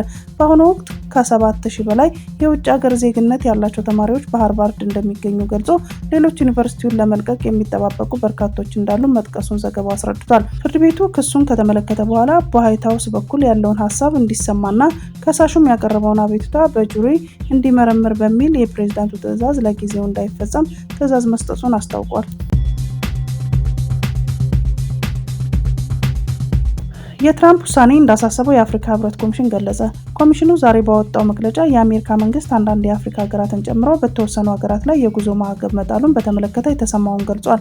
በመግለጫው ሁሉም ሀገራት ድንበራቸውን የመጠበቅና የዜጎቻቸውን ደህንነት የማስጠበቅ መብት እንዳላቸው እንረዳለን ያለው የአፍሪካ ህብረት፣ ይሁንና አሜሪካ ይህንን መብቷን ተግባራዊ ስታደርግ ሚዛናዊ በሆነ በማስረጃ በተደገፈና የአፍሪካንና አሜሪካን የረጅም ጊዜ ግንኙነት ከግምት ውስጥ ባስገባ መልኩ መሆን እንደሚገባት አስረድቷል። እንዲህ ያሉ እርምጃዎች በህዝብ ለህዝብ ግንኙነት፣ በንግድ ትስስርና በዲፕሎማሲያዊ ግንኙነት ላይ ተጽዕኖ ሊያሳድር ይችላል በሚል ሀሳብ እንዳደረበት አስታውቋል። አፍሪካና አሜሪካ በሰላም በብልጽግና በትብብር ረገድ ተመሳሳይነት ፍላጎት እንዳላቸው አውስተዋል። በመሆኑም የአሜሪካ መንግስት የጉዞ ማዕቀብ በጣለባቸው ሀገራት ላይ የተሻለና ገንቢ የሆነ ግንኙነት እንዲኖረው ውሳኔ መለስ ብሎ እንዲያጤን ጥሪ አቅርበዋል። በአሜሪካ መንግስት የጉዞ እገዳ የተጣለባቸው የአፍሪካ ሀገራት ውስጥ ኤርትራ፣ ቻድ፣ ዲሞክራቲክ ኮንጎ፣ ሊቢያ፣ ሶማሊያ እና ሱዳን መሆናቸውን መዘገባቸው ይታወሳል። በዩናይትድ ስቴትስ፣ በካናዳ እና አውሮፓ የሚኖሩ በፒኤችዲ ደረጃ ያሉ የኦሮሞ ምሁራን ኤርትራውያን ፕሬዝዳንት ኢሳያስ አፈወርቂ አሮማ መልእክት በማውገዝ ደብዳቤ ጽፈውላቸዋል። በግንቦት 24 ቀን 2025 የኤርትራ 34ኛው የነጻነት በዓል ላይ ባደረጉት ንግግር በኦሮሞ ማንነት ላይ ያደረሱትን ያልተቆጠበ ጥቃት በማያሻማ መልኩ ለማውገዝ እኛ በስም የፈረምነው የኦሮሞ ምሁራንና ባለሙያዎች ይህንን ደብዳቤ እንጽፍልዎታለን። የኢትዮጵያ ብልጽግና ፓርቲ ላይ ያነጣጠረ የሚመስለው ይህ ንግግር ንግግር በኦሮሞ ማንነት ላይ ግልጽና ከባድ ጥቃት ፈጽሟል። የእርስዎ ንግግር ከፍተኛ ቅሬታን የፈጠረና ኤርትራ በህዝባችን ዘንድ የነበራትን አዎንታዊ አመለካከቶችና አስተያየቶችን አበላሽቷል። የኤርትራ ፖለቲካዊ ከቅርብ ዓመታት ወዲህ በያዘው ጤናማ ያልሆነ አካሄድ መሰረት የካቲት 28 ቀን 2020 የመጀመሪያው ደብዳቤያችንን ጽፈንላችሁ ነበር። በዚህም መንግስቱ በሁለቱም በኩል ያሉትን ህዝቦች ከሚጎዱ ግልጽ ጣልቃ ገብነት እርምጃዎች እንዲቆጠቡ ጠይቀን ነበር። እንደውም የኤርትራ ፖለቲካዊ በኦሮሞ ትግል ላይ ብቻ ሳይሆን በኦሮሞ ማንነት ላይም የበለጠ ጠላትነት እየፈጠረ እያየን ነው። ሰሞንኛ ንግግሮንም በኦሮሞ ህዝብ ላይ ያነጣጠረ ተንኳሽ መልእክት አድርገን ወስደነዋል ብለዋል። 3 ቻይናውያንን ጨምሮ በርካታ ሰዎች በዛሬው ዕለት ከፋብሪካ ውስጥ ታግተው ተወሰዱ። የእገታው ወንጀል ከዕለት ወደ ዕለት እየጨመረ እንደሚገኝ መረጃው ቢያሳዩም በመንግስት አካላት ደግሞ የሀገሪቱ የጸጥታ ሁኔታ እጅግ እየተሻሻለ እንደሚገኝ ይገለጻል። የእገታው ወንጀል በከፍተኛ ደረጃ ከተንሰራፋባቸው ክልሎች አንዱ ኦሮሚያ ነው። ዛሬ ከክልሉ የደረሰ መረጃ ይህንን ያጠናክራል። ዛሬ ግንቦት 29 ቀን 2017 ዓ.ም ከጠዋቱ 2 ሰዓት ገደማ ከጫንጮ ከተማ 8 ኪሎ ሜትር ርቀት ላይ ወደ ደርባ ሲሚንቶ መሄጃ ሙሉ መገንጠያ ሳይደርስ የሚገኘው ሰዮ ሃይላንድ ፋብሪካ ውስጥ ያሉ በርካታ ሰራተኞች መታገታቸውን መሰረት ሚዲያ አረጋግጧል። 3 ቻይናውያንን ጨምሮ በርካታ ኢትዮጵያውያን ሰራተኞች መታገታቸውን የሰማን ሲሆን አጋቾቹም የኦሮሞ ነጻነት ሰራዊት ወይንም መንግስት ኦነግ ሸኔ የሚላቸው እንደሆኑ የአካባቢው ምንጮች ጠቁመውናል። ይህ ሁሉ ሲሆን የኦሮሞ ልዩ ኃይል አልታዘዝንም በማለት ከሩቅ ሲያዩ ነበር ያሉት ምንጮች ድርጊቱን በርካታ የአካባቢው ሰው እንዳስደነገጠና እንዳሳዘነ ተናግረዋል። ደርባ አካባቢ ደርሶ የመጣና ድርጊቱን በአይኑ ያየ አንድ ግለሰብ በአጠቃላይ ቁጥራቸው እስከ 18 የሚደርሱ ሰዎች ታግተው ተወስደዋል ብሎ ለሚዲያችን ተናግረዋል። በሌላ ተመሳሳይ ዜና በዛሬው ዕለት ከጧቱ 12 ሰዓት ጀምሮ የኦሮሞ ነጻነት ሰራዊት ታጣቂዎች በመተከል ዞን ቡነን ወረዳና በርበር ቀበሌ በከፈቱት ተኩስ ከ12 በላይ ሰዎች እንደተገደሉ የአካባቢ ምንጮች ተናግረዋል። ንጹሃን ሲገደሉ ከፍተኛ አካልና የንብረት ውድመት መድረሱን በተጨማሪ ታውቋል። የኢትዮጵያ ፌዴራል ፖሊስ ኮሚሽን ኮሚሽነር ጀነራል ደመናሽ ገብረ ሚካኤል ሰው ወደ ፈለገበት ቦታ መንቀሳቀስ የሚችልበትን ሁኔታ ተፈጥሯል ብለው ከሰሞኑ መናገራቸውን ብዙዎችን አነጋግሮ ነበር። ኮሚሽነር ጀነራሉ ወቅታዊ ጉዳዮችን በማስመልከት በሰጡት ማብራሪያ ከእገታ ጋር በተያያዘ ህዝቡ ስጋት ውስጥ የከተተውን ሁኔታ ለመቀየር ከሀገር መከላከያ ሰራዊት ከደህንነት ተቋማትና ከክልሎች ጋር በማቀናጀት በስፋት ተሰርቷል ብለው ነበር። በገጠርና በከተማ አካባቢ ዜጎችን በማገት ከቤተሰቦቻቸው ስልክ በመደወል ጨምሮ በተለያየ መንገድ ገንዘብ የሚጠይቁበትና የሚወስዱበት ሁኔታ ተፈጥሮ እንደነበር አስታውሰው በተሰራው የተቀናጀ ኦፕሬሽን እገታውን ማስቀረት ተችሏል ብለዋል።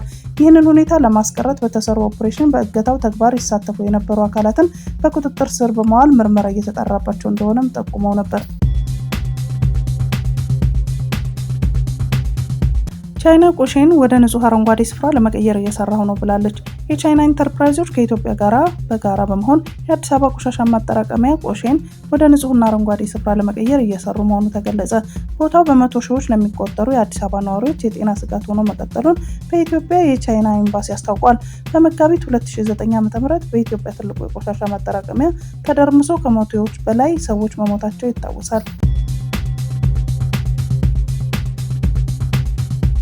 የማህበራዊ ሚዲያ በጎ ተጽዕኖ ፈጣሪዎች፣ ባለሙያዎች፣ የቅን ልቦች በጎ አድራጎት ከአፋር ብሔራዊ ክልላዊ መንግስት የአደጋ ስጋትና ስራ አመራር ኮሚሽን ጋር በመተባበር በአፋር ክልል በአዋሽ አካባቢ በደረሰ ርዕደ መሬት ለተፈናቀሉ ወገኖች ግንቦት 20 2017 ዓ.ም ድጋፍ አደረጉ።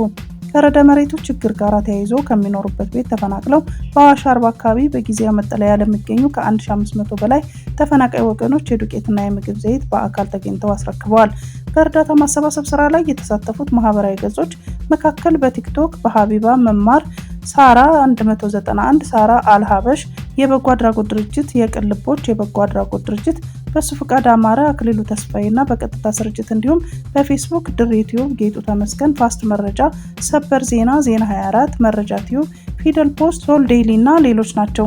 አቶ አብዲ አሊ የአፋር ክልል የዞን 3 ዋና አስተዳዳሪ የማህበራዊ ሚዲያ ተጽዕኖ ፈጣሪዎች ለ1500 አባወራዎች የምግብ እህል ድጋፍ ከማድረጋቸው በተጨማሪ ለአፋር ህዝብ ያላቸው ወገናዊነት በአካል ጭምር መጥተው መግለጻቸውን እጅግ እንዳስደሰታቸው በመግለጽ በክልሉ መንግስት ስም ምስጋና አቅርበዋል።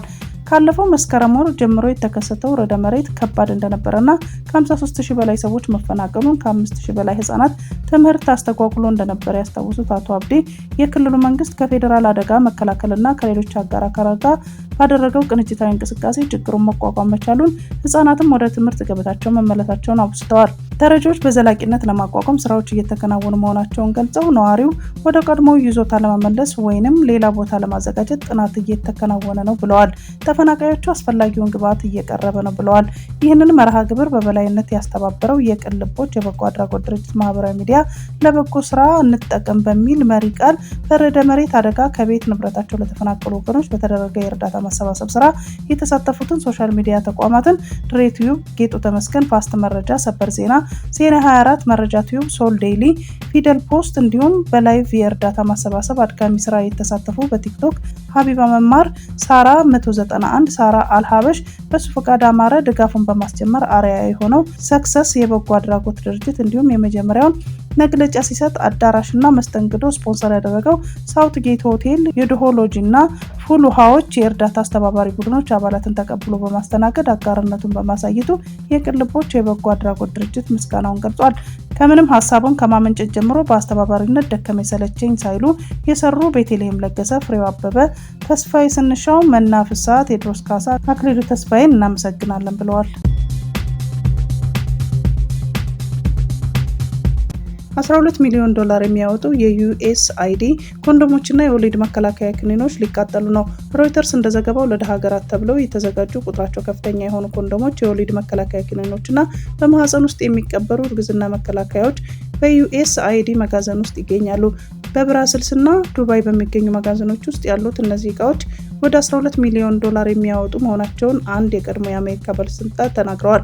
የትራምፕ አስተዳደር የውጭ እርዳታን ማቆሙን ተከትሎ እነዚህ አስፈላጊ ቁሳቁሶች ከመጋዘን አውጥቶ ማከፋፈል እንዳልተቻለና እኚህ ባለስልጣን ገልጸዋል። አሁን እነዚህ ኮንዶሞችና የወሊድ መከላከያዎች በመጋዘን ውስጥ እየበሰበሱ መሆኑን እንዲቃጠሉ መባሉን ዘገባው አስታውቋል።